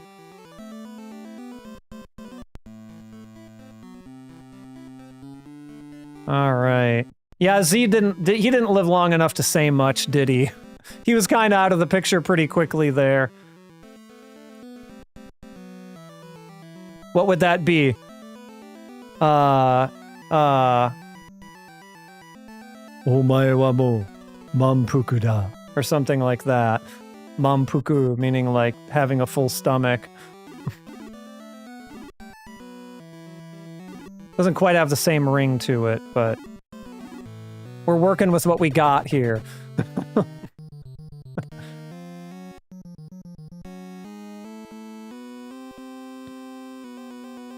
Right? Now I kind of want a cupcake, too. Unfortunately, I don't think there's a place that has Fist of the North Star cupcakes ready to go, on demand.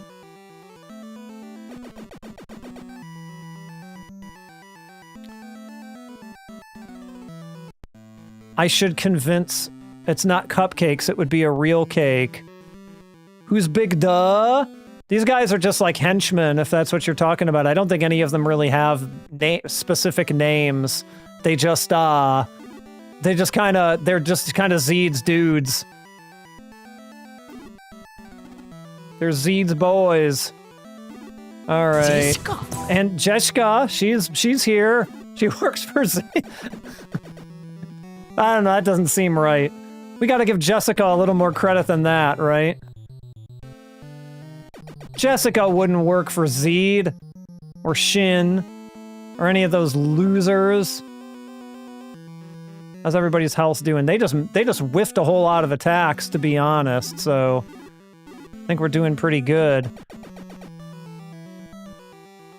Yeah, that's true, he did. He was like, who? Yeah, when he found his guy exploded. He was very concerned about his men. Lynn just got a level there, I believe.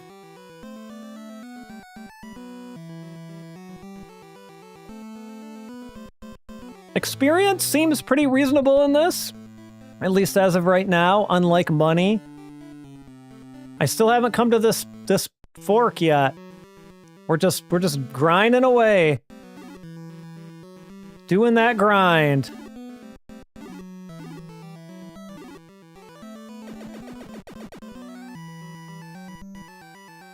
Yeah, and I mean, in a way, I'm almost kind of glad that the guys in here aren't significantly stronger, and there's just more, the big groups of them come more often, because it just allows for the flow of experience to kind of continue.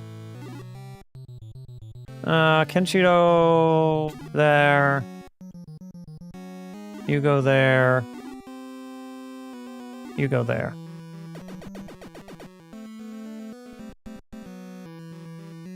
One bad thing about the new show is the dub. Oh, the dub is terrible. I absolutely flipped my language to Japanese on... I mean, I do by default anyway, but I saw clips online of the dub and I was like, this is like an early 90s grade dub job. Like, it's just so amazingly bad. There is the first season wrap not all that long ago. It's on Amazon Prime, I believe, exclusively, if I'm not mistaken. That's where I'm watching it. It is a brand new take on the show.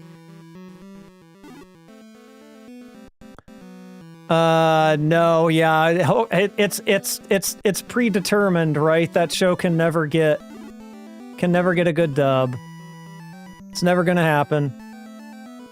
So far, it's all right. I've only watched the first episode of it, and I was like, this is fine.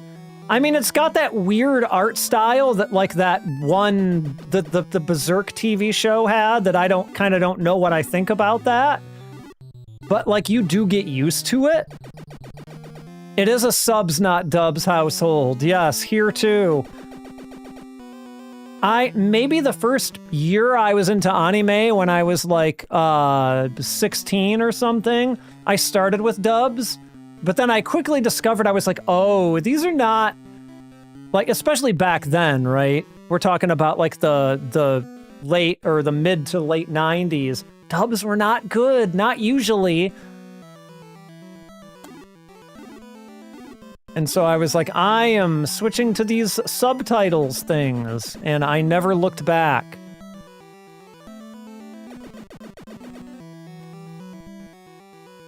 And then I started studying Japanese, and obviously that became like further incentive to continue with subs as well. But back then I didn't know a lick of it, you know. Let's see. Yeah, I mean there are good dubs. I'm not gonna be pedantic and be like there are no good English dubs. There absolutely are, right? Especially now. But like, my default is just Japanese for a variety of reasons. I haven't checked out the new Ghost in the Shell show either. Though boy, after that Netflix one, that awful looking Netflix one, I'm a little bit wondering what the future of the Ghost in the Shell franchise even is. But we'll see. Man, I would like to get to Zed.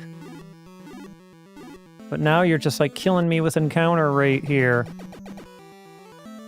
Yeah, it's I'll watch. I probably won't watch one tonight because I'll need to go to bed after I'm done streaming here. But over the weekend I probably won't finish all of them because I got some video work to do. I got Rushing Beat to play through this weekend and dissect it and write the script for that video. And some other footage capture I have to do for some other future videos, but I'll definitely get another several episodes of it under my belt, I think. When I got the Mamoru Oshii Ghost in the Shell on Laserdisc, I actually compared the dub with the sub, and the amount of dialogue was changed was terrible. I think by the time I watched Ghost in the Shell, I was like fully sub mode. Oh yeah, the series the studio that did Down to Down, okay, they probably did a pretty good job then. Yep, Rushing Beat is finally here. It's finally here. It's coming.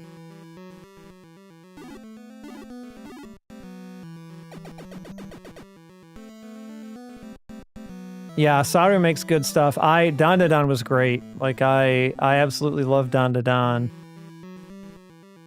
I was very happy with pretty much everything they did in it. Which is why you can find a lot of Don to Don sound clips, at least for the Twitch side of things. I did put a couple Fist of the North Star ones in there, by the way. In both the bits and the channel points ones. I added those since last time. I figured I would need to eventually. Zed has a very long bass. Like, it... It takes a long time to get anywhere in this bass of his.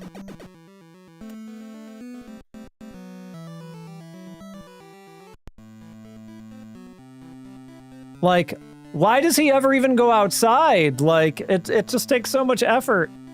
Alright, so here's the fork, finally. And so, all forks lead to the same destination, but the path going up is faster. I will take faster, thank you very much. Oh, it's really close to the manga? Oh, all right. Well, I'll have to put that one on the list for... That's right. Nani? I had to even leave the Nani in there because so many of those enemies say that. Oh, they did Devilman Crybaby? Oh my god, I love Devilman Crybaby. I absolutely adore that show. That is such a good version of Devilman compared to anything else, because any other adaptation of Devilman is pretty much trash. It's just not good. Devilman Crybaby is a fucking masterpiece. Alright, we gotta heal Bat. We really gotta heal Bat. Alright, Lynn. Girl, you gotta do some work here. We'll have Bat attack that guy. Bat took him out. Come on. Can we... Okay, good, we healed Bat. Thank you. Let's see.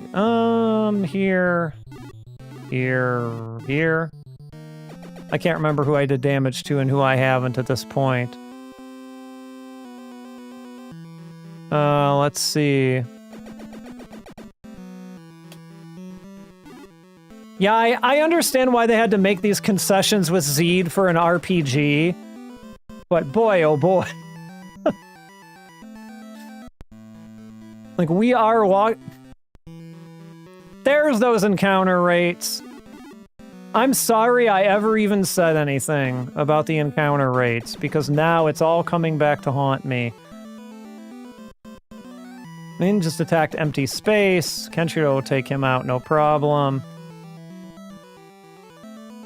Space Battleship, I actually did not watch that Yamato remake. I meant to. It's just kind of one of those things I've never gotten around to.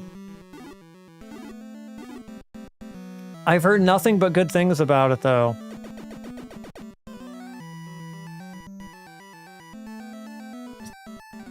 The Japanese dub. Yeah, I actually heard about that. How the Japanese dub of the Gary Daniels movie has, like, good voice acting in it, which is pretty hilarious that that's the way it ended up playing out.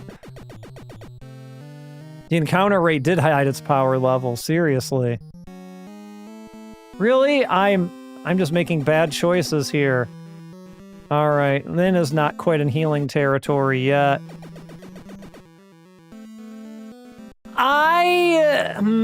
I tried watching those OVAs. I actually even have them on, like, DVD or Blu-ray or something. But something about them. I don't know. It's just like, they're violent, but it's like, that's really what they reveled in, and not, like, a lot of the other weird shit is my memory of it. Like, Devilman Crybaby always just gets everything right. And so now I think it would really be difficult for me to go back to those and enjoy them in a post-Devilman Crybaby world. There aren't many games that were made of this, but we can do Devilman games one day too. I think there's really only a couple. I believe there's a Famicom one and there's a PS1 game, if I'm not mistaken. Let's see, you go. We don't need to heal anybody just yet, I don't think.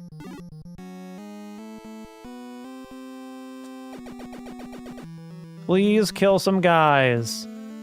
Lin, you're not one-shot Lin anymore. What happened?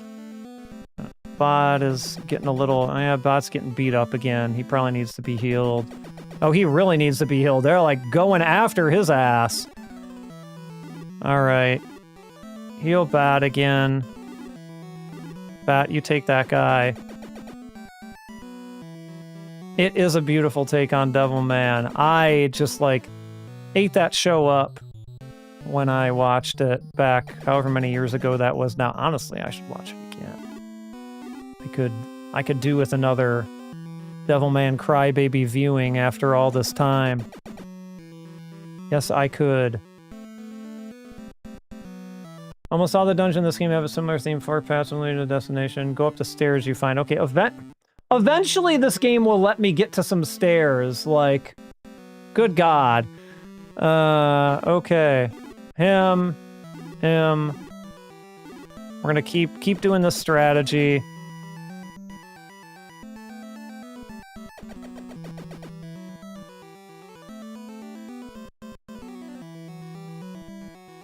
Somebody always has to miss. Alright, I guess we should probably consider healing Kenshiro sometime soon. Let's see. Yep, go for it. Go for it. Go for it.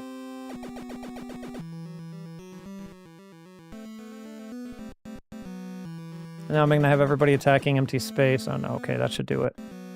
No? Okay, it didn't kill him. Alright, let's heal Ken. Ken. Though Kenshiro will kill him first, so we'll have to heal him next time. Or can we heal outside of battle, I wonder? Let's find out. after people get done gaining levels. Get a robo. Yeah, I'm a big Gurren Lagann fan. I'm probably about due for a rewatch of that too. It's been many years. I did an Evangelion rewatch within the last 5 years, so I think I'm okay there. Let's see. I don't think we can.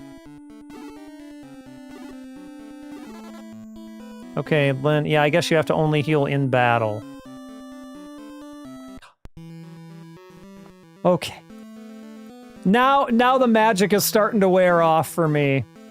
We're gonna get to Zed, though. We're gonna do it. I at least want to see what they make the boss sprites look like.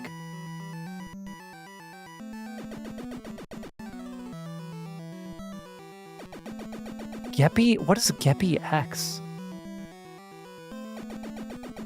Oh shit, I gotta heal Kenshiro. Like, I really gotta heal Kenshiro.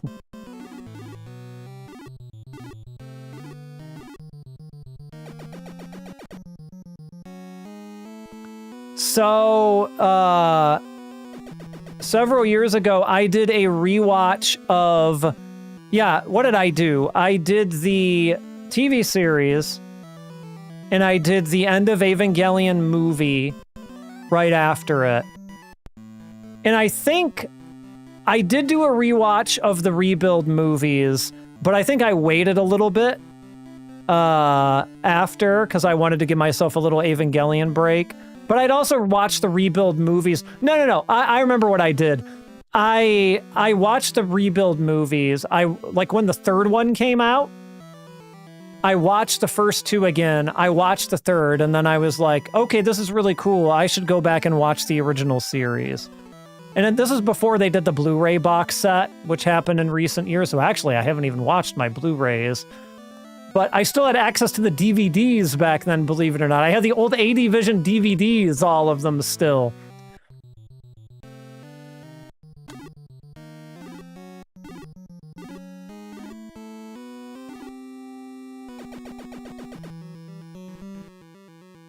Maybe very Gekigangar coded. Oh, man. Oh, man. Now we're talking. All right, Lynn. We gotta heal you.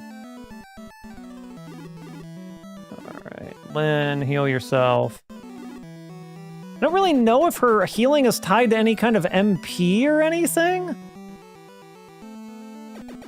That's not really obvious.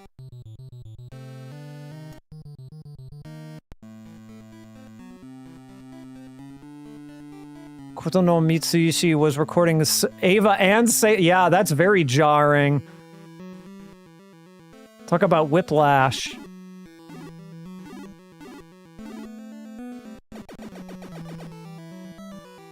Gekiganga. The Platinum box, or is the Platinum, is that what they called the Blu-ray one? Or, because I don't have those DVDs anymore. I gave those back to the person who they originally belonged to when the Blu-rays came out. But I bought that dumb expensive Blu-ray box that came out. I forget from what company it came out at the time, but I was like, fuck. And I have the Blu-rays for all the Rebuild movies and things like that.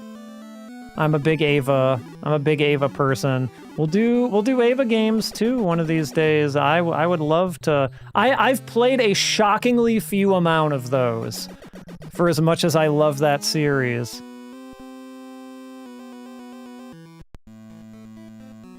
I will one day get to the... Oh my god, it's the stairs. Look, there they are.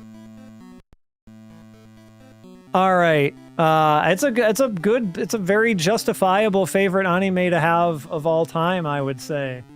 Some people feel like it's overrated, but I don't think it's overrated.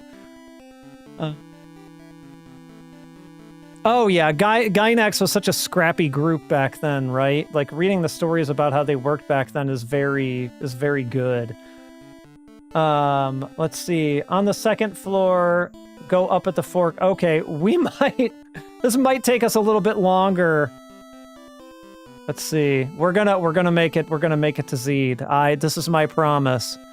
Shinji Ikari blew your mind as a teenager? I'm trying to remember what I thought about him.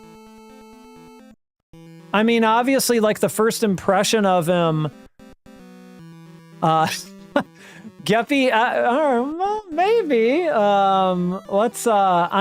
let me get back to you on the idea of Geppy X. Let me do a little bit of research. It's not out of the question.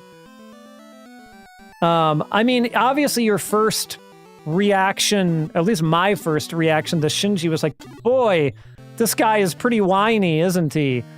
But I mean, obviously there's, you know, you can do all sorts of character analyses on Shinji and really understand where all that comes from, right? But when I was 16 years old, I was not really doing that kind of deep character analysis, like a real teenager, for sure. And eventually I kind of put, you know, all of this together, like, oh, this is how a real teenager would really be acting in this situation, right?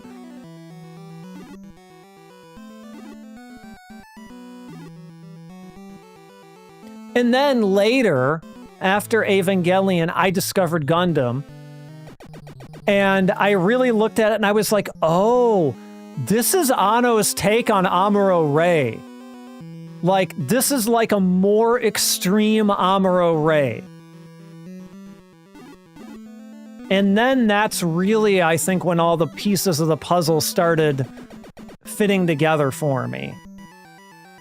Because you can say that, you know, so many people took so many things from Evangelion and it was an inspiration, and it was, but you can say that doubly about Gundam, right? Royal Space Force is great. I agree with that. Gunbuster is, yeah, I agree with all those things. I'm also a big guy next head. Otaku no Video. I like Otaku no Video quite a bit, even though it's very different from any of those other things. My first Gundam series was Wing 2.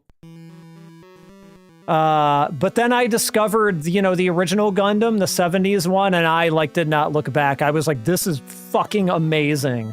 Like, that original Gundam is... I prefer the movies. The movies, I feel like, are a little bit more concise. Like, I've watched the original TV series, too, but, like, there's some parts in that drag. You know, the movies are a much more nicely, like, distilled form of it, I feel. But, like, that original Gundam series is, like, where it's at for me. Like, it is perfect.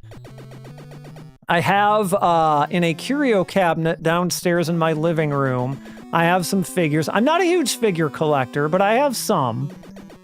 And I have a very large set of very large garage kits, like resin, you know, figures that you have to assemble and paint and everything. I did not do those. A friend of mine did, but a very large, maybe about, you know, yay big Char Aznable and Sayla Mass. They're not Gunpla. They're like actual, like, big resin kits.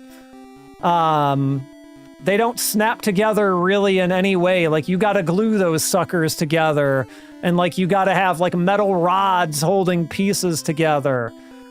So I have a friend who's big into garage kits. Yeah, there's so many good characters, right? I mean, it's very passé, I know at this point. It's the basic bitch answer, but, like, I just fell in love with Char, like, so much. Like, even that, like, original version of him, I'm like, this guy is, like, one of the coolest characters I have ever seen in anime. Like, ever. And I still think that. Like, they kind of did some character assassination of him in Char's counterattack. But I'll forgive them for that, because Char's counterattack is a beautiful movie to look at.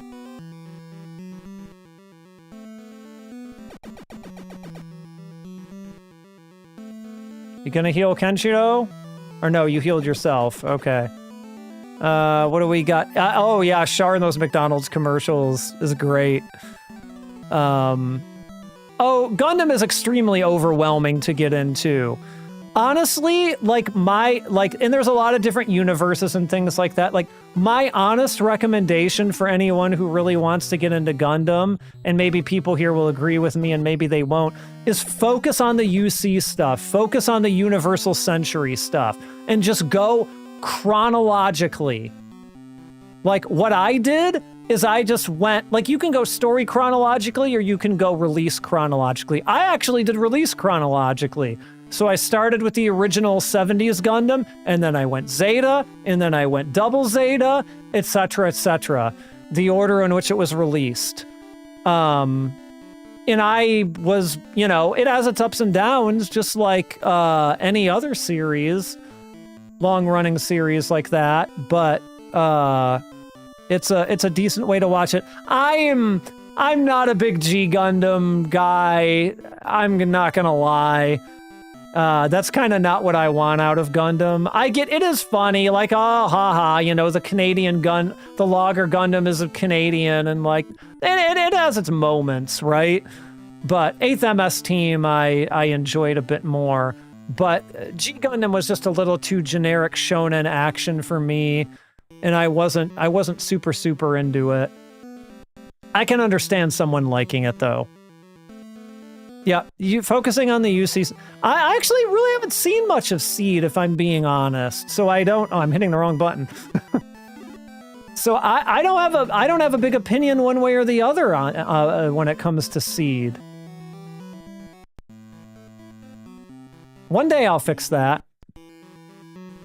It was my mission for a little while there to like watch all of the Gundam things, but then I just kind of stalled out a little bit because like that's work. That's going to take you a long time to do. And so I did most of the UC stuff and G Gundam. For whatever reason, I threw G Gundam in there, even though that isn't UC. And I was like, I need a break. Yeah, Unicorn is also still UC, though, so that sort of fits into that. I don't think I've watched 00 either. I've seen Wing, though it's been a while. I've seen G Gundam. I've seen Iron-Blooded Orphans. I watched that when it came out. And I think that's the alternate stuff that I've watched, I'm pretty sure. All right, now we're on the 3rd floor. Zeta's... Oh my god, we've got longer to go on this than I thought. I might... All right, it's... All right. I unfortunately need to cut this for time. If people want to see more the next stream, that's fine. I'll make a save state here. But what say we look at Famitsu and we rate this, and then we call it a night? Because I don't know if seeing a boss sprite would really have changed our perception of this game, right? But I did make a save state, so we can come back to it if we want to. All right, let's see here. All right, I gotta do the thing. Hold on. Gotta do the thing. Famitsu check! There we go. We've done the thing. All right, let's see here. Boop. Because if I went up those floors and I did Famitsu and we did the rating, it would be well past my bedtime. I gotta work tomorrow morning. So let's see here. Let us see what the issue that came out in October 27th of 1989 has for us. Well, let's see what games. I mean, we've got Hokuto no Ken 3 over here, which, by the way, got 6665. So y'all can think about whether you think that's fair or not. But we also have some other things. We got more PC Engine sports games for those of you who didn't get enough of those. Digital Champ. I'm not a big boxing game guy unless that boxing game is called Punch-Out. So I do not have any experience with this. Yep, we'll go over at the end what the next upcoming games are going to be. I'll solidify them for everyone. But Digital Champ got a 6775. Is that right? I don't know. Is this Vina Susenki, which I believe Is this based off of the Venus? Is this based off of the Venus Wars anime? Is it? Was that called Venus Senki? I think so, right? Yes. I've never played this game, but you know what? I should probably rewatch Venus Wars. I have very fond memories of Venus Wars when I was a young anime fan, and I wonder what I would think of it now. Can you buy Venus Wars is that a thing you can buy? I'll have to look that up. But whatever this Venus Wars Famicom game is that I've never played, got a 4, 6, 7, and 4. So really kind of a mixed bag there. But it looks like it's a simulation, like it's maybe a strategy type game or something like that. They keep calling it a simulation. The first anime that you ever saw. Wow. It was an early one for me, for sure. Yeah, what is this? This is this is what they made into Revenge of the Gator. What? Himboru Rokuju Hiki no Wani Daikoshin. So it does have Wani in the name of it, which is probably why it became Revenge of the Gator. Revenge of the Gator, a pretty well-liked pinball game, I think, and pretty well-liked here. It got a 7887. I never had Revenge of the Gator on my Game Boy. Did anybody else have Revenge of the Gator? I did not.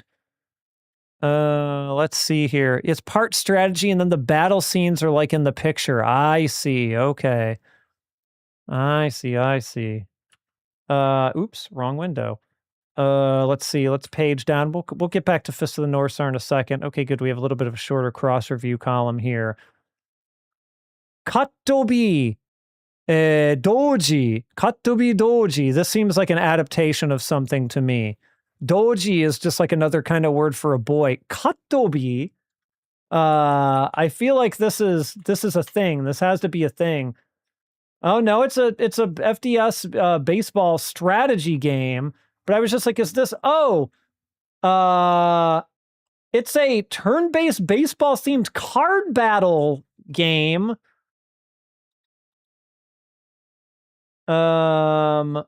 Oh no, I guess that's what this is. Okay, I guess this is original IP. Huh. Kattobi, does that... I'm trying to think what Kattobi is, unless that's like some sort of a baseball term or something. I don't know. Unknown. I would have to do a little bit more research on that. But Kattobi Doji, this apparently weird strategy card battle baseball sim hybrid, got a 5664. And then yep, we've got Tatsunoko Fighter, which is a game I've heard of on the PC Engine, but have not actually played, which got a 4, 5, 6, and a 4. So, and that looks like it's our cross reviews for this issue, but let's go back up here. So what are we thinking about these scores here? There's not really any extreme outliers here, right? Unlike some of these other reviews that we were looking at, where like somebody gave it a 7 and somebody gave it a 4. Like it's much more down the middle. Like it's 3 6s and a 5. Streamline is, yeah, I have some memories of those early Streamline dubs. Like, was Vampire Hunter D, the original Vampire Hunter D, was a Streamline thing, right? Or am I making that up? Especially the original Vampire Hunter D, I have a lot of fond memories of. Even the Streamline dub. I think it was the Streamline dub. And yeah, the first release of the Fist of the North Star movie, the first one I saw was the Streamline one. Was Jessica? I watched it with Jessica. She was there. I promise. And Cody was very angry at me and murdered me. Nearly beat me within an inch of my life the next day for watching anime with his girlfriend. That's a true story. Anyway, I mean, I guess let's start with the lowest score, right? Let's start with the 5. Who gave us this 5? Of course, it was Taco X. Why wouldn't it be Taco X? Okay. Let me zoom in a little bit on this so I can read it a little bit easier with my old eyes, despite the fact that I'm wearing contact lenses. So when I look at Kenshiro being adapted into an RPG in this way, I'm trying to think of the best way to translate this.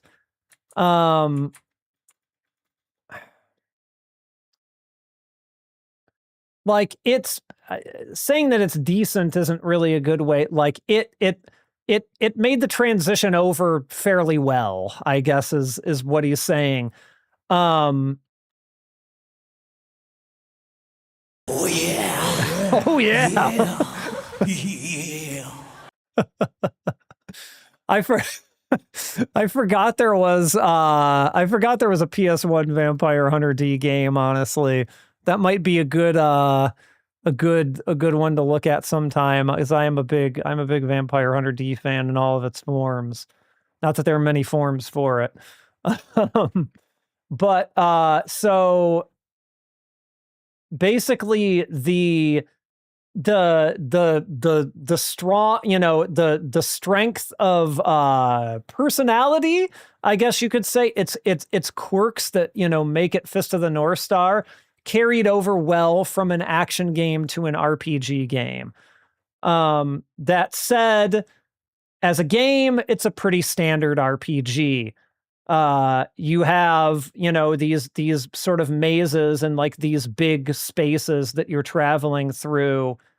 And yeah, it's just very bog standard.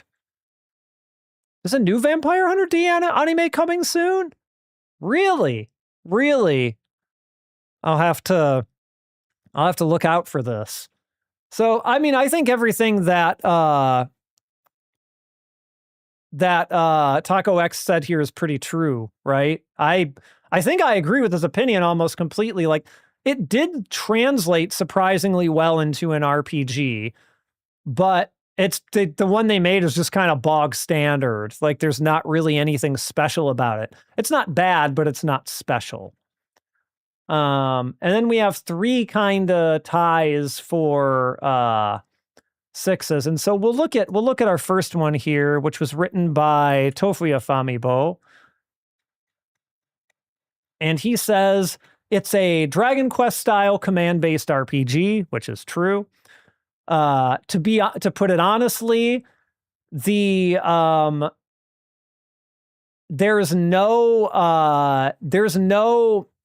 omokage, like remnants. Is that a good way of translating that? Vestiges, yeah. There's no remnants of the action games that were 1 and 2 here at all. Like, there's no traces of them, which, yeah, there's not. It's a totally different type of game, right? It's really, and he says it's really gone through like a huge image change. It has essentially the same, story beats as the original source material. And actually, he says something interesting here, if I'm reading this correctly. But it's balanced a little bit difficult. Maybe later when you get into the game, maybe the bosses are much more difficult. That could be true. But boy, the part of it I was playing was certainly not difficult. And it's very tiring leveling up. The grinding is very tiring, which I can totally see, especially if it demands more of you later. The grind in that game is a little bit slow, at least for the money portion of it. So yeah, I mean, I think pretty fair criticisms of it, right? I would say all in all. But now we get to the fun part, right? Which is, where does this go? Hold on, I'm going back to the scene here. Give me a second. Where does this go on our ranking, right? So, where's mouse cursor? Mouse cursor. It's like hidden over the coloring of the Famitsu magazine here. Okay, so I'll zoom in a little bit more than this so everybody can see. All right, so I think we can all agree it's no black belt, right? We can all agree on that much, right? I think the conversation really starts around this area? Is it better than Last Battle on the Genesis? Well, I guess let's ask that question first, right? Is this first Fist of the North Star RPG better or worse than that Genesis game? And I'm like examining my own feelings about this in real time. Like for those of you who saw or who are watching, because he's still doing this on another platform, I'm trying to treat this as much as I can like Jeff Gersman treated his rankings of all the NES games and continues to treat his rankings of all the N64 games. I'm trying as much as I can to take my own biases out of this, even though you can never really do that, right? And I'm trying to evaluate it from, as he would say, a scientific perspective. I think like, again, when you consider how much this was just aping the Dragon Quest formula, which was a popular thing to do at the time, right? Everybody was ripping off Dragon Quest to get a little piece of that Dragon Quest pie, right? That was happening. Fist of the North Star was not the only one who did that. But, and it was a competent enough Dragon Quest ripoff, right? But I think some of the things that Last Battle did, even though it wasn't fully successful in all of them, gave it a little bit more interesting and original of a feeling. So I also agree that I don't feel good about putting this above Last Battle, at the very least, right? Now, unless anyone disagrees with that, if not, we can talk through it some more, but assuming that nobody disagrees with that sentiment, is it better or worse than that second Hokuto no Ken action game on the Famicom, the one that came over here as Fist of the North Star, which we all agree that these are weird, they're too fast, they're too fiddly, they just don't feel right. But the third RPG being like a much more straightforward game to understand, right? Especially if you're familiar with the idea of the RPG, does that make it better than this? Does that make it a better game? Does it represent Fist of the North Star? You know, these are the kind of components that we can consider, right? We can consider how is it as a video game and how is it as an adaptation of Fist of the North Star? I think it focused a little more on the story of Fist of the North Star than those action games did, right? To say nothing of the fact that one, covered the first half and one didn't. Like, you kind of just got the beats in the action game, and like you just had to know who these guys were, right? There's not a word of dialogue in it. So I feel like the RPG is greater as an adaptation, I think. And honestly, which one would I rather sit down and play, though?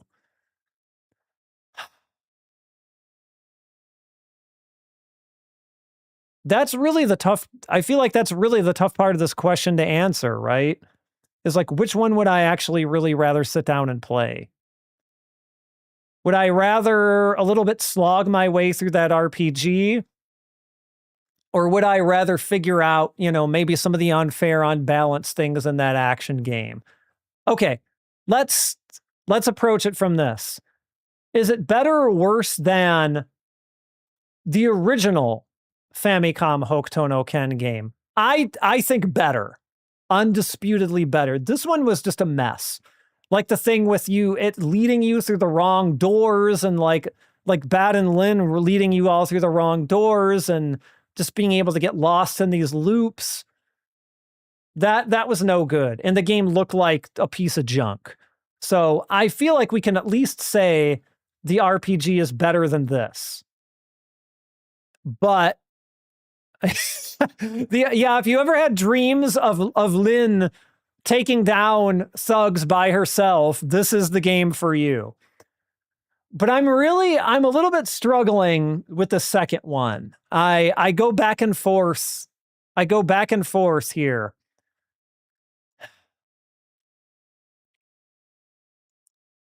Okay, if I'm going with my gut and I'm trying not to overanalyze it too much, I think while this game is still a vast improvement over this game, there's still a little bit too much jank and weirdness on this one, and not the good kind of jank and weirdness.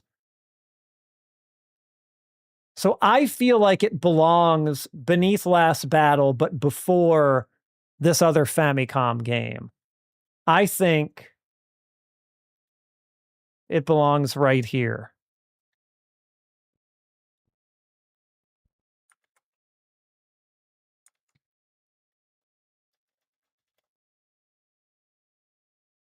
This is what my heart, my gut, and my brain, well, mostly, are all kind of telling me here. Speak now or forever hold your peace, I guess. But I think this is fair, right? Like you can have like a little bit of an argument. Oh no, this is just good enough of an action game to edge this out, and this is just such a bog standard RPG. But I feel like there's no argument to be made over this being, it being worse than this. It's definitely better than this first game. So this is where we're sitting. This is where we're sitting right now. This RPG is going just beneath our probably, the two most memorable retro Fist of the North Star games, at least to a Western audience, because they came out here, right? Okay. So that's where we're at. So good. We got through the 3 games as we planned. Very, very good. All right. So if we're talking about next week, let me pull up my list so I can refresh my own memory of all 3 games that we'll be getting next Thursday. Fist of the North Star games are every Thursday, everyone, in case you didn't know. So next Thursday, boy, we're gonna be in for a real treat as our first game up. We have the sort of bad, at least in my memory. I haven't played this game in a long time, and I'm gonna have to de-rust on this. We've got the Fist of the North Star Game Boy game, which was released here as Fist of the North Star 10 Big Brawls for the King of Universe. So we've got that kicking us off. We've got Hokuto no Ken 4 on the Famicom after that, which is another RPG, an RPG with an original story, I'll add. So and then we have another RPG, but we move fully into 16 bits on the Super Famicom for that one. So we're going to be more RPG heavy, but we are going to have our first taste of a fighting game too. So we got that to look forward to. Next Thursday. Next Tuesday, I'll post on things what we're going to do. I have some considerations, and we had some recommendations from the chat to kick around too, but I got to do my due diligence on that new game. So we'll see what it is, but we'll be here with something on Thursday, as we always are, and more of this stuff on Thursday. So have a good weekend, everyone. It might be Geppy X. I won't promise anything now, but I promise I will give it a due amount of consideration. That is what I can promise you for now. But until that time, omae wa mou shindeiru. What?